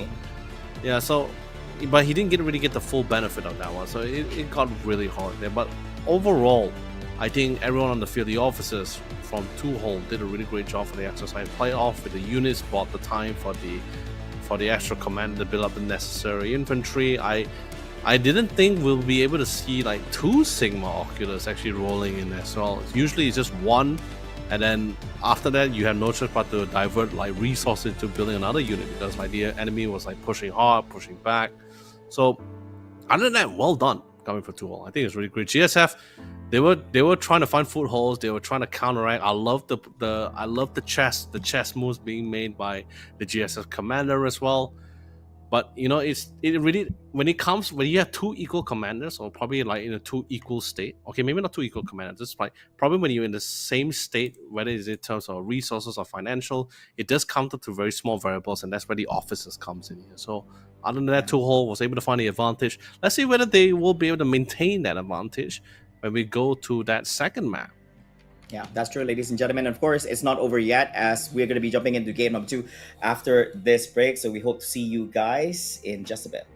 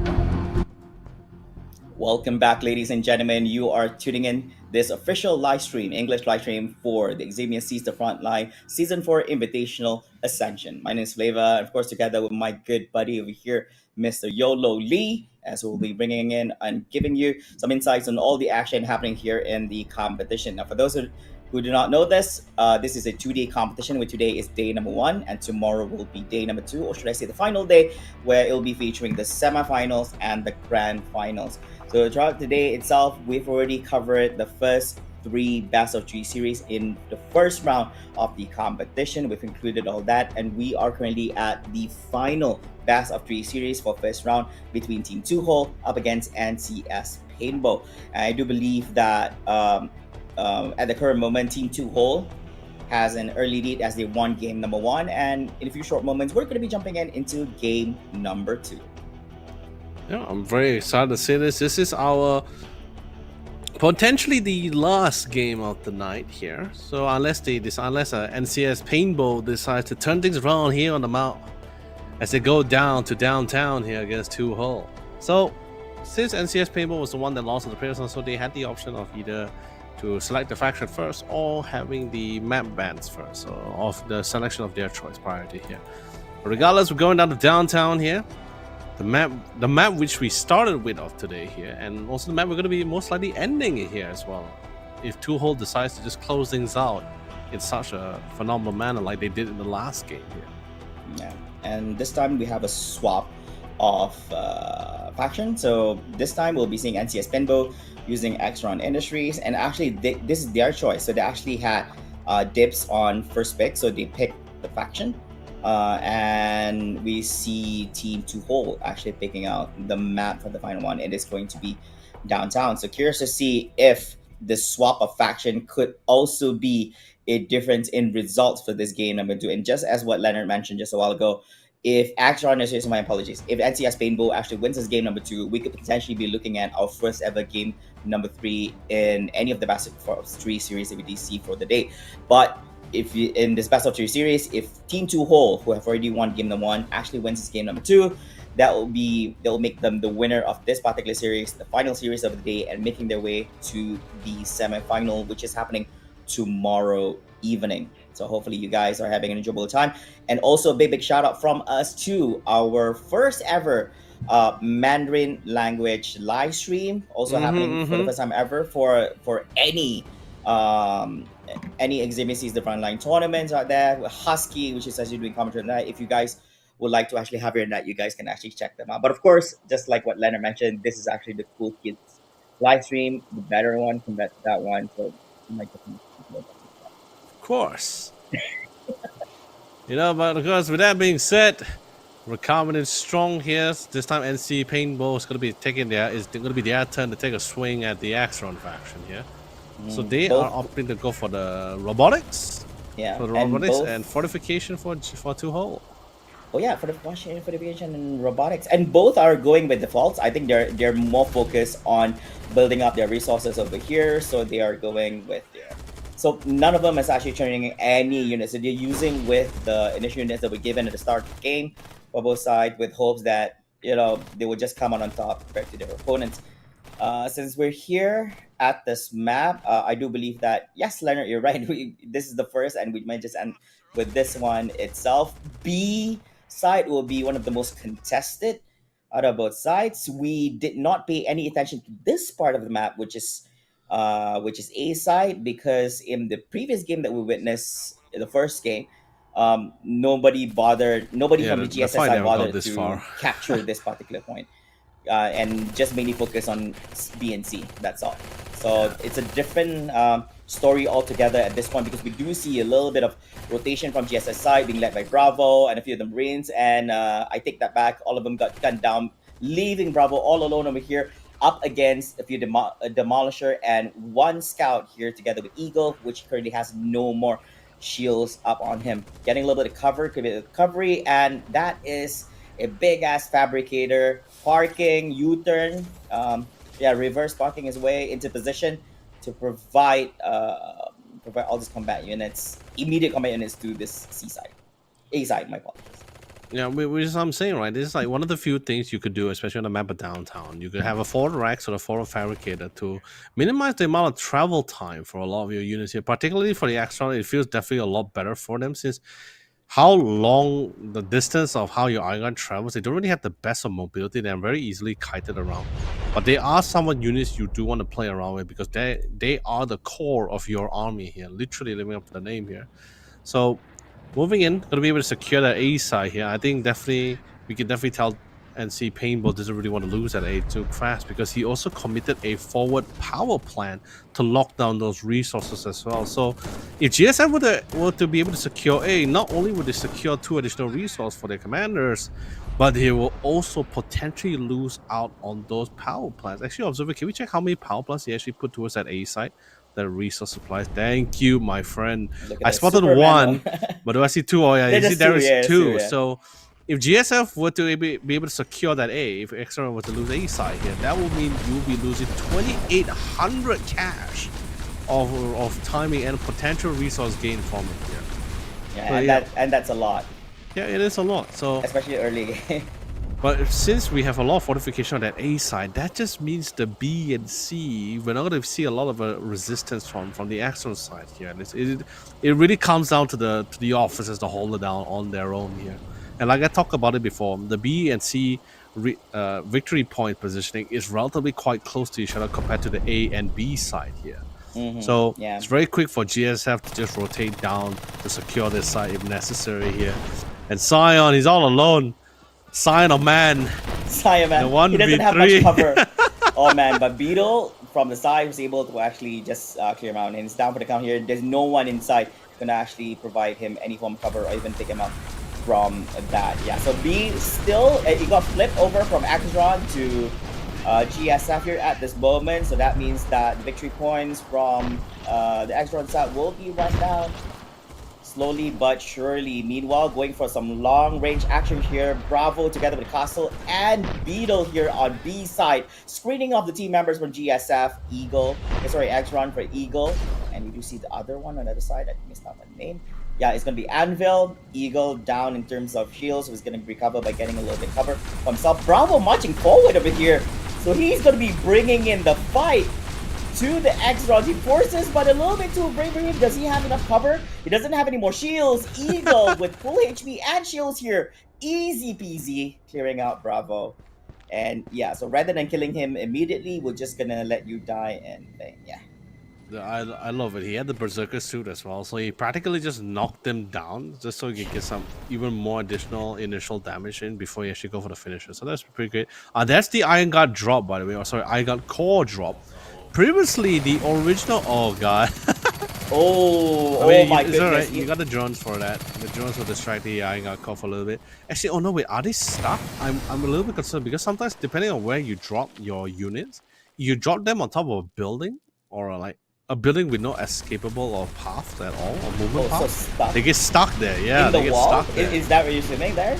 Yeah, he's stuck. I think they're stuck on one of the railing. Like two of the cores are stuck on one of the railing. I thought that was cleverly, placed so that by the time he actually went up the stairs, he realized, oh shit, that's. The spot was good. It's just that the two of the core was unfortunate with its drop positioning. Actually, no. Oh no, never mind. They managed to walk out. They thank God. Move, thank God. All right. If they're stuck, they'll just not move from I was concerned because I think many times I was placed in a spot where it drops, like you see, for example, you see that tow truck, that white tow truck on the left side, they'll always just pass it, right? Yeah, that tow truck or that truck in particular, if you drop your Angar core or units in there, they're stuck in there, they can't get out. They're just forever there together with the vehicle. So they can't phase through, unfortunately, due to how the game mechanics are being done by the game devs. Meanwhile, over here, Sion and Beetle, despite both down in terms of shields, but Beetle comes out on top over here. Sparkle is not going to chase Beetle down. Instead, picks up Sion, but Sion low in HP. Don't go down for the second time. Getting shot from behind, turning the back of the enemy. Not something I do encourage over here, but Beetle, together with his Ace Vanguard drones, or a little bit cover, that is a big EMP drop, and Sparkle is not going to be sparkling anymore right now. Yes. So Beetle also down, becoming a one-to-one trade-off in between both of them. Yeah, but the Iron Guard cores, I mean, it was a change. Previously, it was the old Iron Guards, like regular Iron Guards for the thing. But I think a lot of people had a really tough time back then. But now people know how to deal with it. I think we can actually, yeah, Jeremy, you hear me. You hear me from my box, casting you as well, Rico. Bring back the old Iron Guards. I think that's the way we can do it. And bring back robotics. That was overpowered. Iron God. What do you mean? If someone is prepped for it, okay, I think this guy is stuck. Okay, so is it because they are prepared to a certain level, therefore you want to amp up the Iron Gods? Yeah, okay, like don't get me wrong, Iron God drops is definitely a power spike for sure. But as the game progresses, people tend to be able to read certain tactics. Like you see an airship coming in, you be like, okay, Iron God's gonna drop here. Prep your grenade launchers, prep your smoke grenades, and then we're just gonna literally wipe them all out in one fell swoop. And the Iron Gods can't do anything about it. But once they get staggered, they don't fire upon enemies. No, they just pretty much stun on that spot. Smoke grenades also helps you get close with the incendiary shotguns. You want to play that kind of play style. It's also one of the few Pharaoh go-tos back then. Or you can just use ATRs from a distance. You have a lot of options actually. Yeah, a lot of options. I think compared to back then, I think back then, not saying this, I think less options. At the same time as well, people are not knowledgeable enough on how to handle the issue at hand. So right now, with enough knowledge, I think the community I think we have much higher standards of gameplay, strategies, and how to approach things. Therefore, I think it's kind of like increasing the capabilities of Iron God in sustaining all this, because it's not enough anymore now. Because in the first place, Ascension doesn't really have a lot of units or a lot of units options for you to play around with, like how you can do with GSF. Like GSF, you just upgrade the armor logistics, the supply center, the barracks to an advanced one once each. And then you have a variety of options for you, from elite marines, guardian troopers, tanks, vehicles. You have a lot of options here, and they spawn from different buildings here. So you pretty much can just mass spawn multiple units at the same time. Whereas for Axeron, you don't have a lot of options here. You only got Iron Guards, but they only come from fabricators. Your variety alternate versions. You have your variety of Iron Gods. Yeah, so your variation of infantry and vehicles comes from the command center. So you can't really mass spawn them. You can't multitask them. No, you can't. You really can't. You have options either pushing up vehicles first or infantry first. Yeah, so you don't really have that option, except for Templars. I think Templars are the only units from the Iron Guards, from the robotics faction, where you can generate them from both the command center and the fabricator. So I guess that's a steady flow of supplies of units, I guess. And Templars is great. That's the tier 3 units that you want to go for when you're playing the Ascension side for the robotics faction. Or for robotics division here. That's the one you want to go for. You mass, they're very multi-purpose. They're great for dealing with vehicles, they're great for dealing with players. And the best about it, you can't, for some reason, GSF units doesn't finish off Templars. Like you see, he's down for the count. Okay, now they're finishing off. Great. But you can self-regenerate. So that's another thing special about the Templar. Correct, because for some reason, when there's something obtaining the attention of the GSF infantry units, it gives enough time for the down Templars to regenerate and get back into the fight here. So, the Templars alone. So, but I think if the Iron Guard core was there, they were actually focusing on Iron Guard core rather than the down Templars. But I could be wrong for this one. Yeah, unless you actually micromanage the units that followed you, and then you just let them know that you want to focus fire on this particular unit, when they can resuscitate back on its own. And at the same time as well, if you guys don't know this, right? The Templar 1 is actually replaces specialists. So because you're actually playing robotics over here, so it actually replaces as a whole as well. So this is the main thing as well. So the difference is, if you guys see this in comparison to previous matches where you don't play robotics, you see the Iron Guards here does have better mobility because they do have the residual attack where they can actually have improved actuators, so they can move faster, which benefits a lot, because when you have slow Iron Guards marching forward with the field, in addition to enemies already having intelligence on how to handle Iron Guards, and with very slow Iron Guards, this reminds me of Resident Evil zombies, where the zombies are slow. So it's easy. You have enough time to make last minute decisions on where to shoot the guy. So it's not challenging. Right.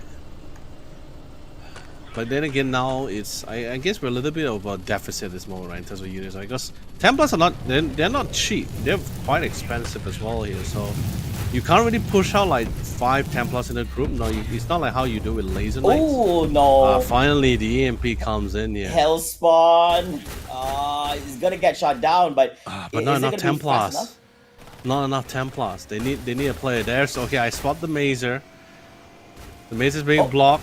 Come on. No, come by on, building. Sparkles. EMP is not going to last forever. Can we see the HP? Oh yeah, it's being gunned down, but hopefully they have enough. Nah, it's back online, Hellspawn, but back I think online. that give it a few more seconds, he's going to be gone. Yeah. Not before the Templar dies. Oh wait, no way! Great No way! cover. Yeah, like I said, Hellspawn just walks out. No shots. No, but I can understand because they had another Astron officer there, but he was being preoccupied by Beetle here. So well done from GSF side, to just keep that M34 alive. Diversion. Yep. A little bit of a diversion. Let them focus somewhere else here. Close range shot there by the Hellspawn. So yeah, that's gonna go to ruins. Things are not looking good for Tuho. Remember that they actually won game number 1, but right now they're down all the way to 195 victory points right now, and the upper hand is actually in NCS Paintball. They are lacking in terms. Oh no, Beetle! Oh god, that's gonna hurt. Now here comes the dropship. Iron Gut cores, so 4 Iron Gut cores on the side of the Action side. Beetle is in the face of 4 Iron Gut cores. Yeah, so they want to clear down this Hellspawn because it's very, very low of HP. Oh no, but there goes all the Iron Guard cores. It's still an expensive drop too, like 4,000 cash on top of like supplies as well. Pretty costly. I think he didn't expect the Phalanx crew being set up there as well. I mean, you dropped on top of a Hellspawn. I'm not sure what you were hoping for. Maybe he thought the Hellspawn was really low enough for him to actually melt away, but you know, Hellspawn does exactly what is intended as well. It's in the name. Well done. A little bit of a costly expansion. Getting flanked from the side. He doesn't realize this. There's a Templar by the side. Ah, God, Castle. It's okay. Good effort. But yeah, GSF, despite them losing out in terms of victory points, they do have the upper hand in terms of numbers. Exron is just playing quality now rather than quantity. They're just playing quality. But also you need to have good management of the units you have. You're shooting out all these Templars, you're shooting out all these Iron Guts.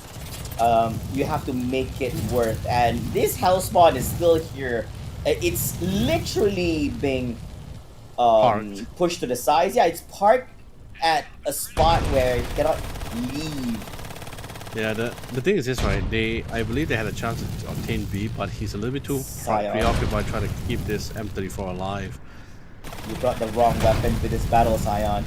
You could have cleared it immediately. You just brought something. No, that's what I'm saying, right? It's the choice of the priority that the players needs to have, right? Like, you come out of that base, especially when you die. Every time you die, someone resets your own personal economy, forces you to go to eco, and then now the players have to decide.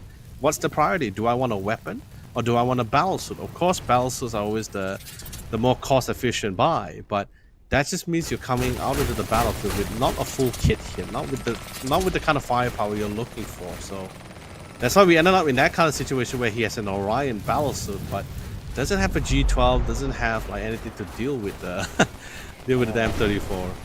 But finally, we see not the biggest Templar group, but they are making their way through here. Secure the seas. Quite a good number, I would say. I believe that this number, the numbers that they have in terms of units, supersedes what GSF has to offer at this particular point. But this could possibly be a slight game changer for Southern GSF, as they are going to be having their very own fair share of vehicles. They've shared out their Cyclo HWS and trying to make good use of this. Where is it going? I'm very surprised. This is not the same tool hole we were witnessing just now as well here. So Regardless, we have more M34s coming in, more M33s. I mean, that's from the tier 3, drop. We have 3 victory points being set up here as well here. So it's like a lot of victory points going to be draining quite significantly fast here. Ooh, having both the IFV right next, that's an EMP dropping on 2, and both of them are going to be offline and gone here from the game. Yeah, so that's quite a big loss here for GSF.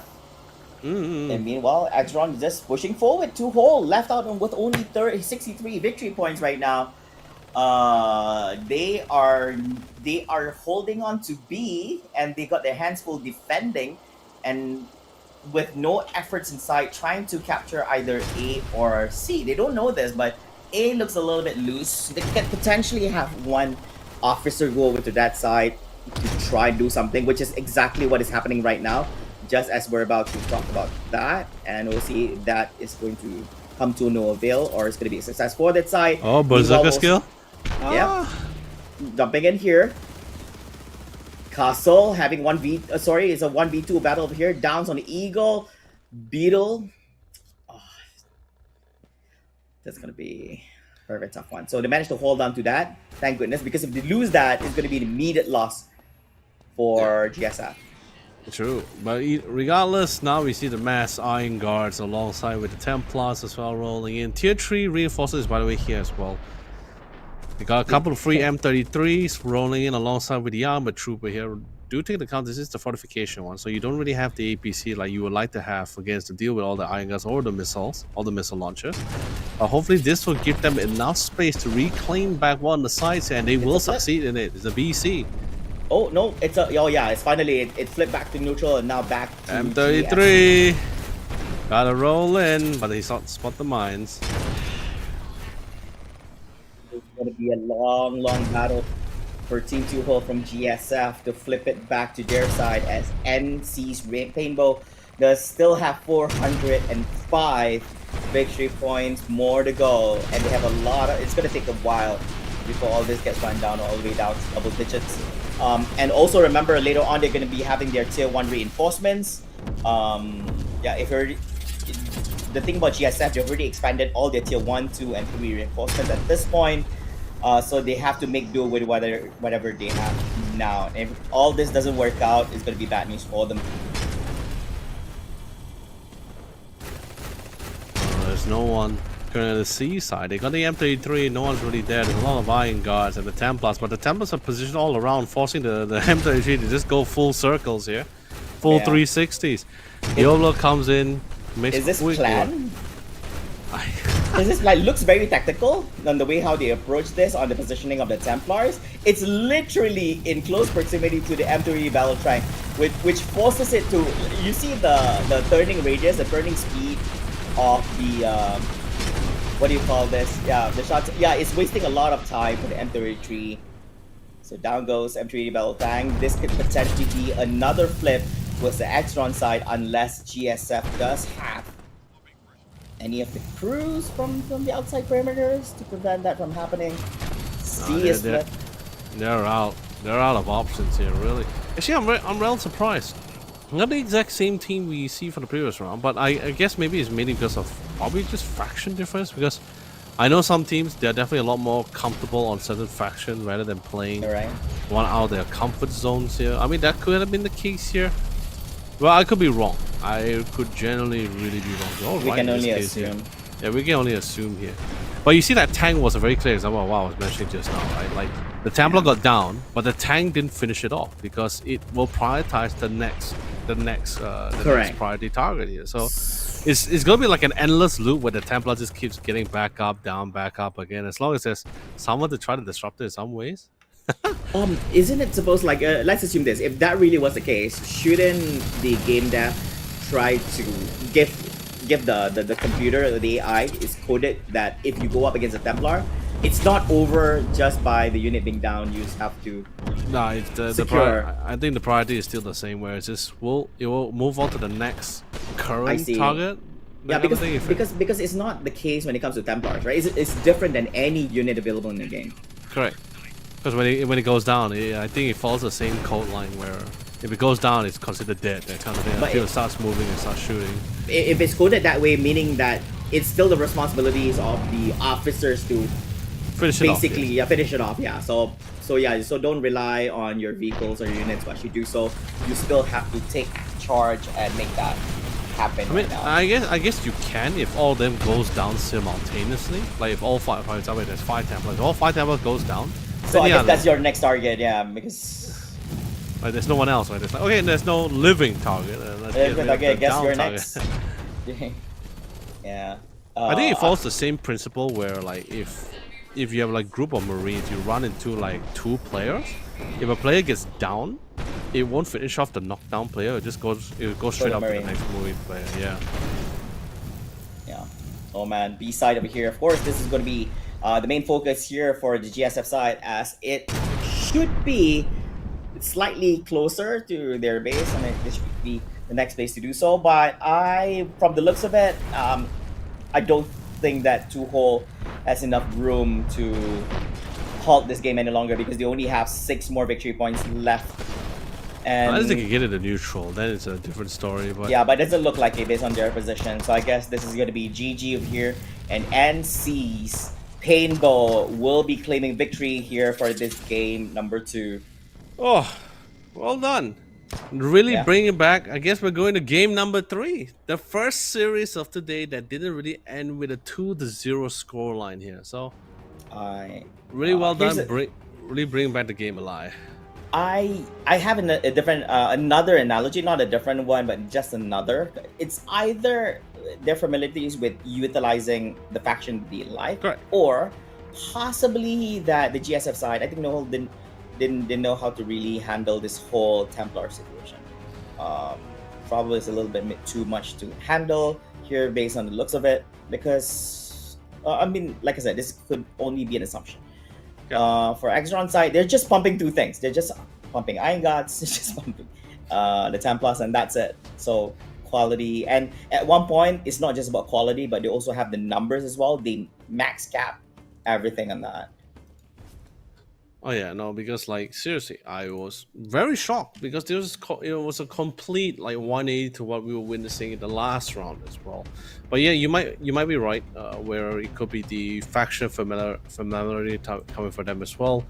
But the Templars, I mean, the Templars definitely did play a part in their victory towards the end, but I wouldn't say it was like it was not the one that threw a wrench in their plan. It felt like there was a lot of situation where I thought they actually won, but I guess the priority was just focusing somewhere else. Like for example, the Hellspawn, the M34 on that C side.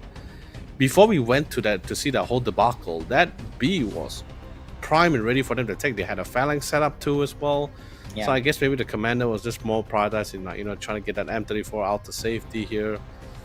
But then again, Action also has a decent amount of survivability, right? Like not just the skills coming from Berserker, there's also the item, the utility item that every Action player can buy. It's called the Shield Packs. It's basically similar to a bio injector for the GSF, but the Shield Pack just gives them a burst amount of shields for a certain amount of seconds. Gives you a little bit of breathing room to get out of tight spots. So it's pretty much like a get out of jail card kind of situation. But regardless, Flavor, that was a pretty great game number 2. Our first series that we're going to game number 3. Which team will be able to take the win for that, we'll only know right after this quick short break. So don't go away too long.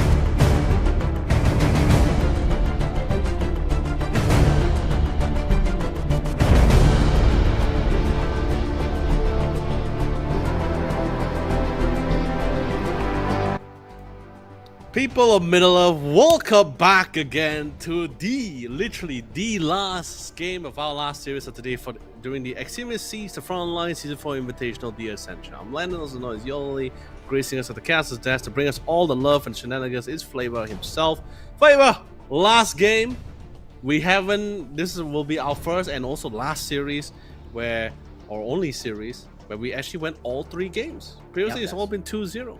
That's true, for the first time ever in all the series we have for today, and so happened to be the last series of the day. Now, of course, our great production team and together with Game Devs is displaying the updated bracket here for everyone to see. So we can see here that at the bottom right, most right here, we have 1 win for 2-hole and 1 win for NCS Paintball. So this is going to be the series that we're going to be working on right now. So the team that actually wins this game number 3, the final game in the series, will be crowned the winner and moving forward to the semifinals, going up against Team CTS. And I'm going to be honest with you. I believe that Leonard, I do believe that both teams are currently at the edge of their seat, together with all the viewers out there, because we see that at one point 2-hole had a very convincing win in game number 1, but then game number 2 makes me question things, and as NCS Paintball somewhat got their momentum into the competition and claims game number 2 in a convincing manner of their own.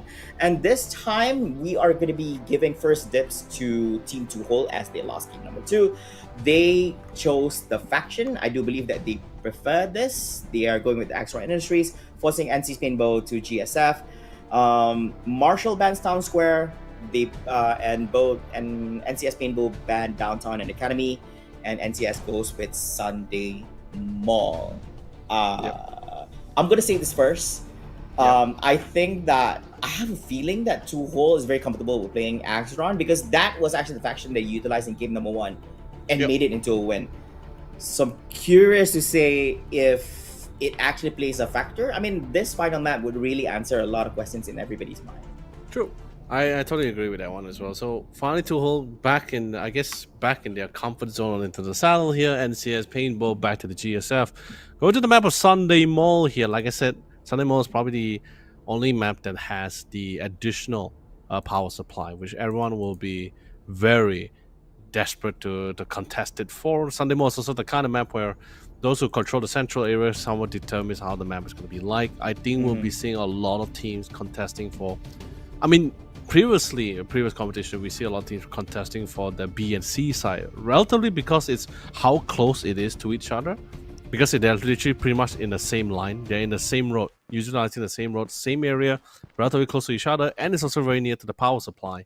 So you're basically, as the officer, on-ground officer, you're able to cover a lot more grounds to protect your necessary amount of resources and victory points. However, that just if the opposite team or the team that focuses all defenses towards that right side for victory points, then you're going to be giving up a lot on resource points that's being utilized on your left side. If you look on the minimap, you have more resource points on the left, whereas you have 2 victory points on the right. But in exchange, in terms of balancing out here, you get the power supply. So it's just more like which team will value which one a little bit more here, in this case here. Yeah, exactly. I don't mind at the early stage for you to just pick and choose. I think, you can't take both, right? So for sure you want to try to prioritize one than the other. But of course you want to hold it too long, because you're going to be losing out on the other resource, which you're going to be missing out over here. And that's going to be seen the case over here. At an early stage, there's going to be GSF taking the hole on side B and side A. Meanwhile, Axron here on C. So right now we're looking at... So here's the thing. Most of the battles is going to be the in-betweens C and B, because that's where the battle... Because Axron C is closer to Axron side, B is closer to GSF. So we'll safely assume that GSF will actually have the upper hand on this. So yeah, so in between, they will try to actually get this.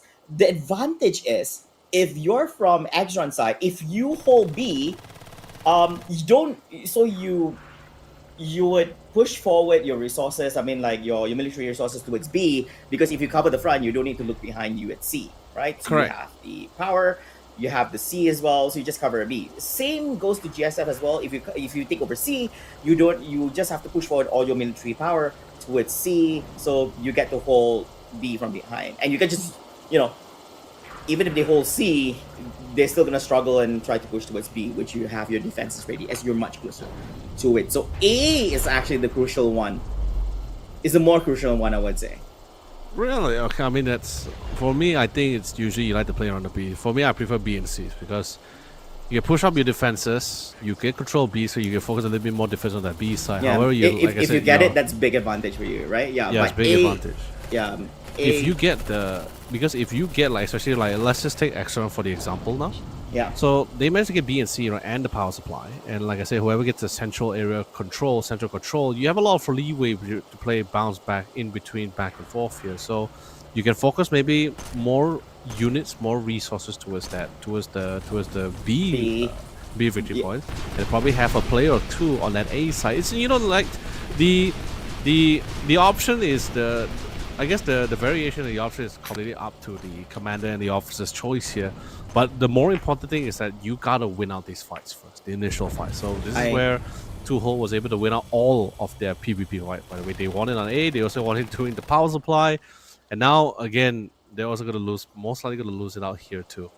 I do agree in that it should be more heavier towards the B and C, because this is more crucial to what A has to offer. Because A, I think, is a much easier. I mean, I don't want to overpromise here, but it should be easier. But if you got a foothold on B and C, it's going to benefit you in various ways. But there is a short flip over here into neutral, but Extron managed to reflip it back into their side, and right now all A, B, and C are in their favor. And Two-Hole, and just like what we mentioned before, Two-Hole does seem more confident, they seem more composed, and they seem better looking on the Extron side compared to when they were back in GSF in game number 2.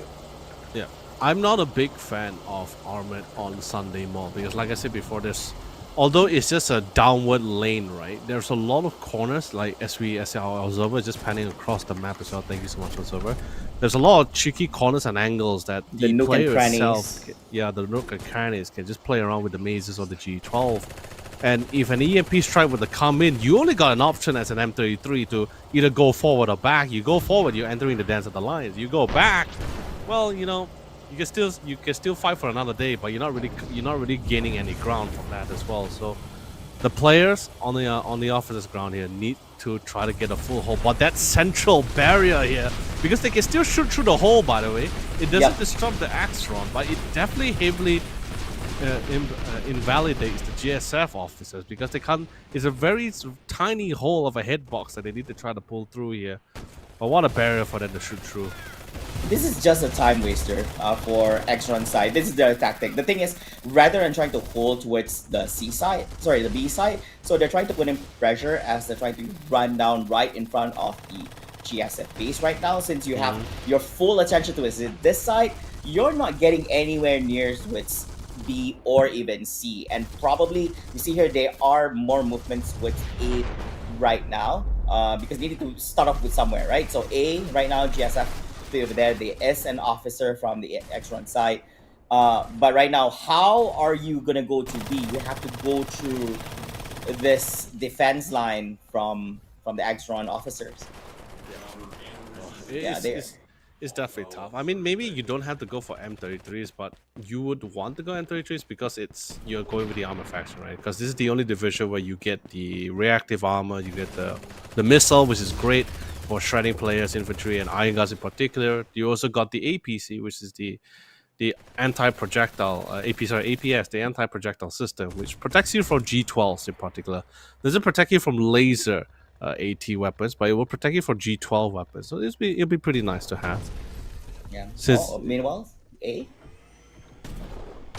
Eagle Strike, jumping forward. Can he punish? Nope.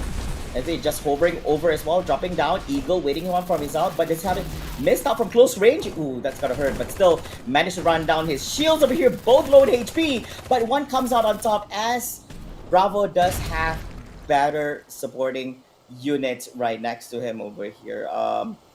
Yeah, despite all that, I think that was a very close battle. It could have leaned to its anchor from the other side. Could have.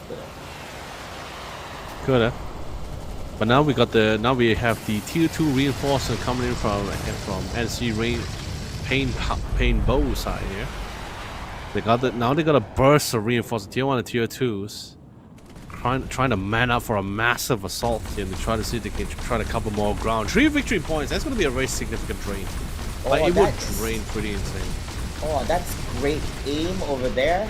It just managed to connect a little bit towards the IFV, but not enough to actually go in for the kill. Meanwhile, Beetle screening out Anvil from behind a little bit more. Very, very low in HP, doesn't have any more shields. Gets a little bit of cover to go for the recovery. Do not charge too far off here because he does not see this, but Eagle also trying to do the wraparound, but towards the other side, but so no problem for Eagle. So they're covering different angles. He is trying to find Anvil. He doesn't see this from behind. Oh, shields are down. Anvil has lots of shield, doesn't have much HP. A little bit different now. Ooh, Beetle. Overextension. If he spotted out Anvil here, just at the corner there, I think he would have won that trade-off. But he was so on point though. He had the Aegis battlesuit, so he actually lasered out the guy. He just only needed to go for the finishing out, but sadly the armory, all the turret also came in with the assistance here as well here. So regardless, great flip coming from NC Paintball as they were able to reclaim back AVP.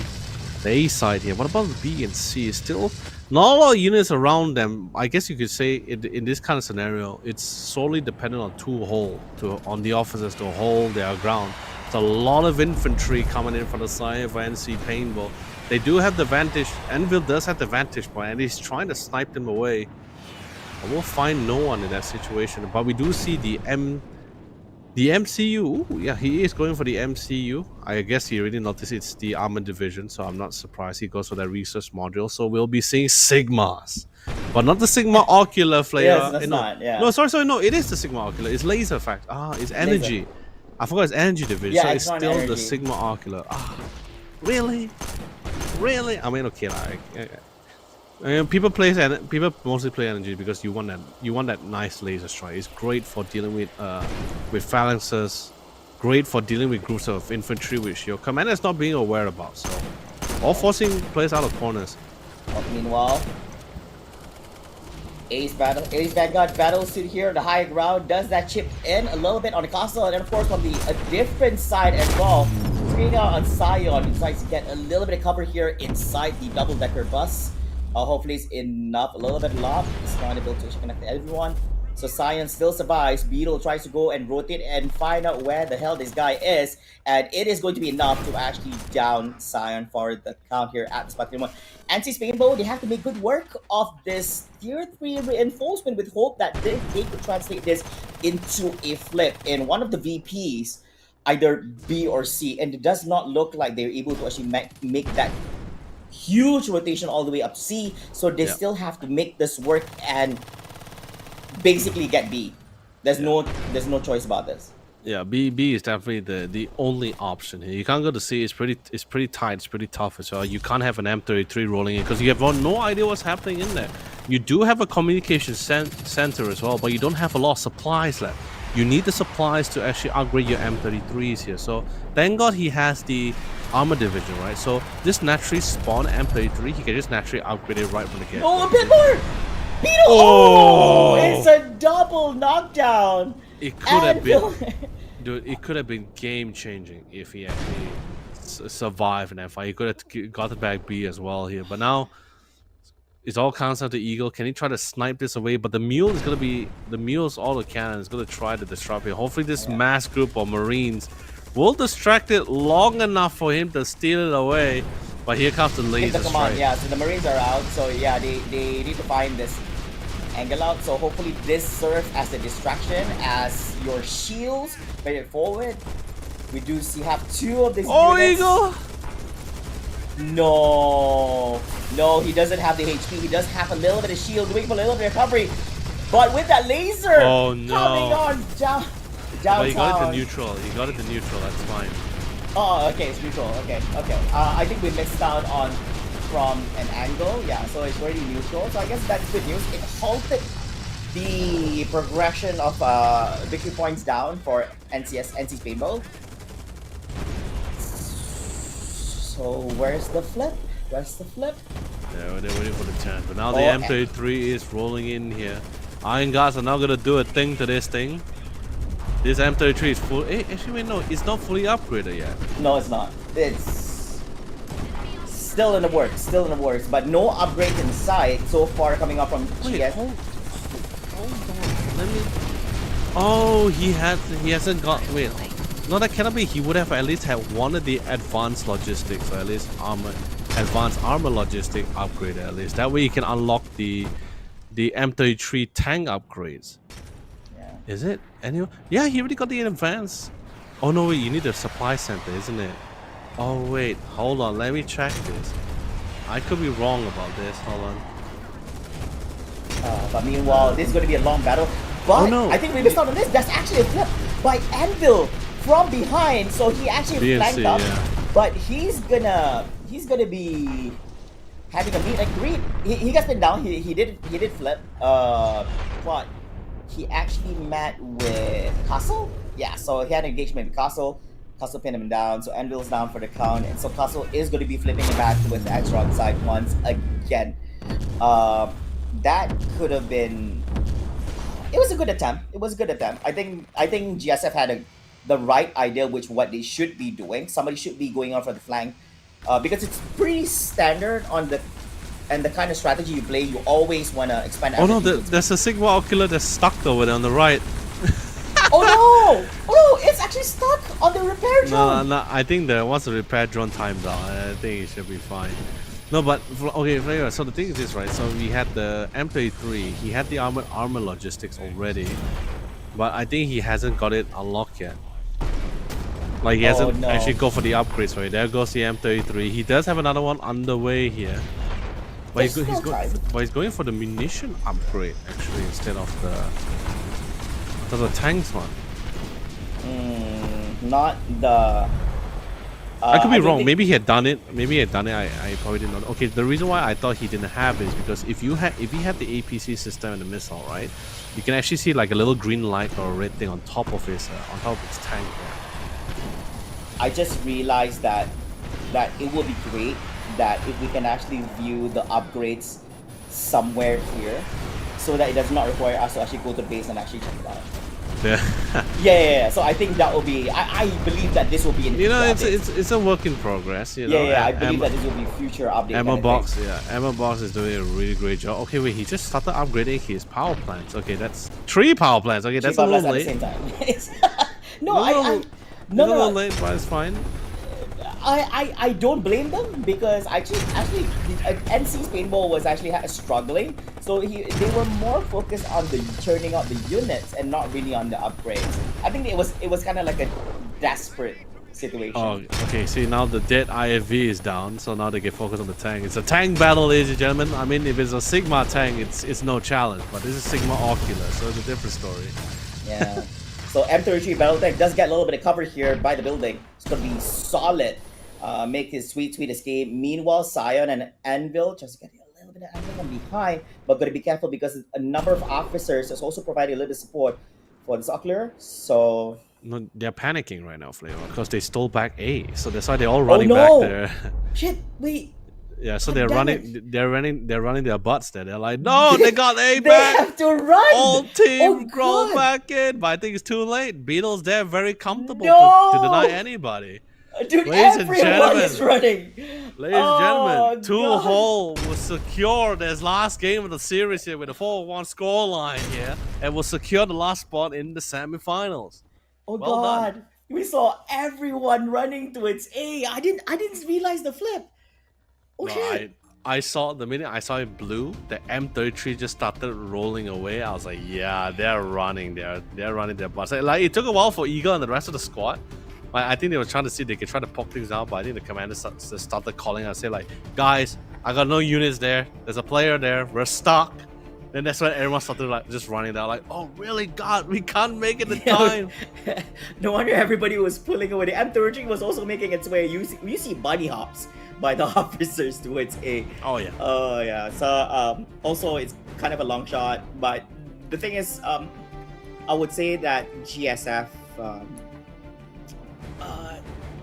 there was a point where I think at a very good time they managed to actually halt the progress of victory points being run down in there, and they held it to the best of their abilities. They needed to expend almost every last bit of the troops to hold on to the C side because the B side, because if they lost that, it's a sure loss. And I do believe that when it comes to A, it's a little bit more easier to attain that spot compared to B. So I do understand why there's less amount of units and defense resources being spent on that side. I don't blame them. I don't blame them at all, because these things do happen as well, especially when you have your back against the wall. But Leonard, I have to admit, that was a great series. It is great. Totally refreshing to actually see that comeback coming on from their opponents in the game number 2. But at the end of the day, 2-hole, I believe that they are way more comfortable with placing on the X-Run side. And this time, they managed to clinch that victory, a 2-1 victory in this three series. That'll be for sure. But anyway, let's quickly bring up the updated bracket here. So these are our top 4 out of our top 8 teams that was able to filter through here. We are only looking for the strongest among them here. So these are our top 4 for semifinals. The winner of each semifinals will solidify themselves in the grand finals, where they will stand a chance to win that beautiful prize pool for themselves. The 1500 USD prize pool. I believe the champion will walk away with 750 USD. It's a lot. It's really a lot here. But it's a lot of grocery money. Yeah, it's a lot of grocery monies. But that last round, I think, was a little unfortunate. I feel like the NCS Paintball was not able to fully take advantage of the benefits that comes with the armor division as well. But like I said, this is just one of those few games where knowledge is somewhat power here. And Extremis is a little bit of a learning curve. There's some things there are some people who's like more comfortable in certain factions. Some people is like probably forget that there's certain things you need to pull off to make that division actually work out. Like how earlier today we had one team who was playing the Pioneer division, but didn't really play around with the cores, where you can actually play out with the demolishers as well. But I understand it's a very micro intense unit as well. Can be quite out of proportion when the game is pretty heated up, when you have your officers losing out a lot of these gun battles as well. So it's totally understandable.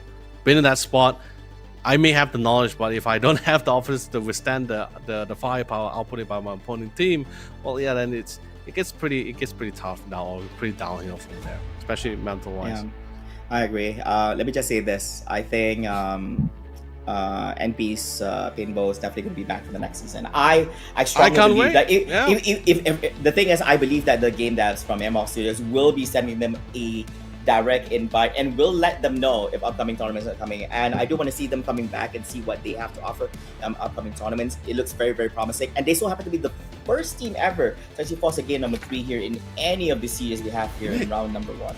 They were great Axron faction players as well. Like, I was very surprised too, like how much of a setback that 2-hole was actually facing when they didn't get the faction win like this one. But this is the kind of thing when you gotta be able to play around this. But I can't wait to see them back again in the next tournament. I think definitely they'll come back stronger than ever. They pretty much got Astron hands down already. It's just pretty much just the GSF side. Then they pretty much become an all-rounder team, and I'm pretty excited to see how well they go from there.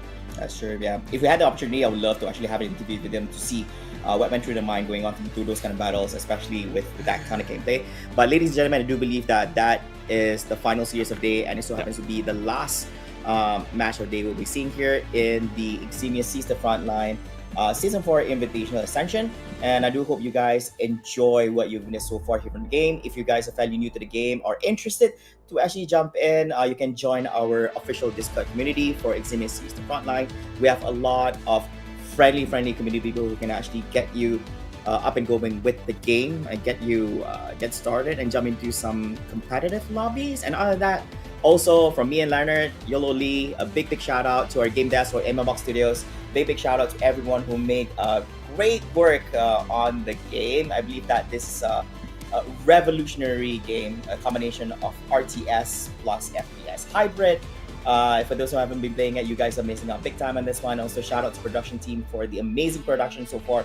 Great observing and everything that so we can capture all the great moments in the game. And also a big shout out to my good partner over here, Yolo Lee, for actually being here together with us for day one.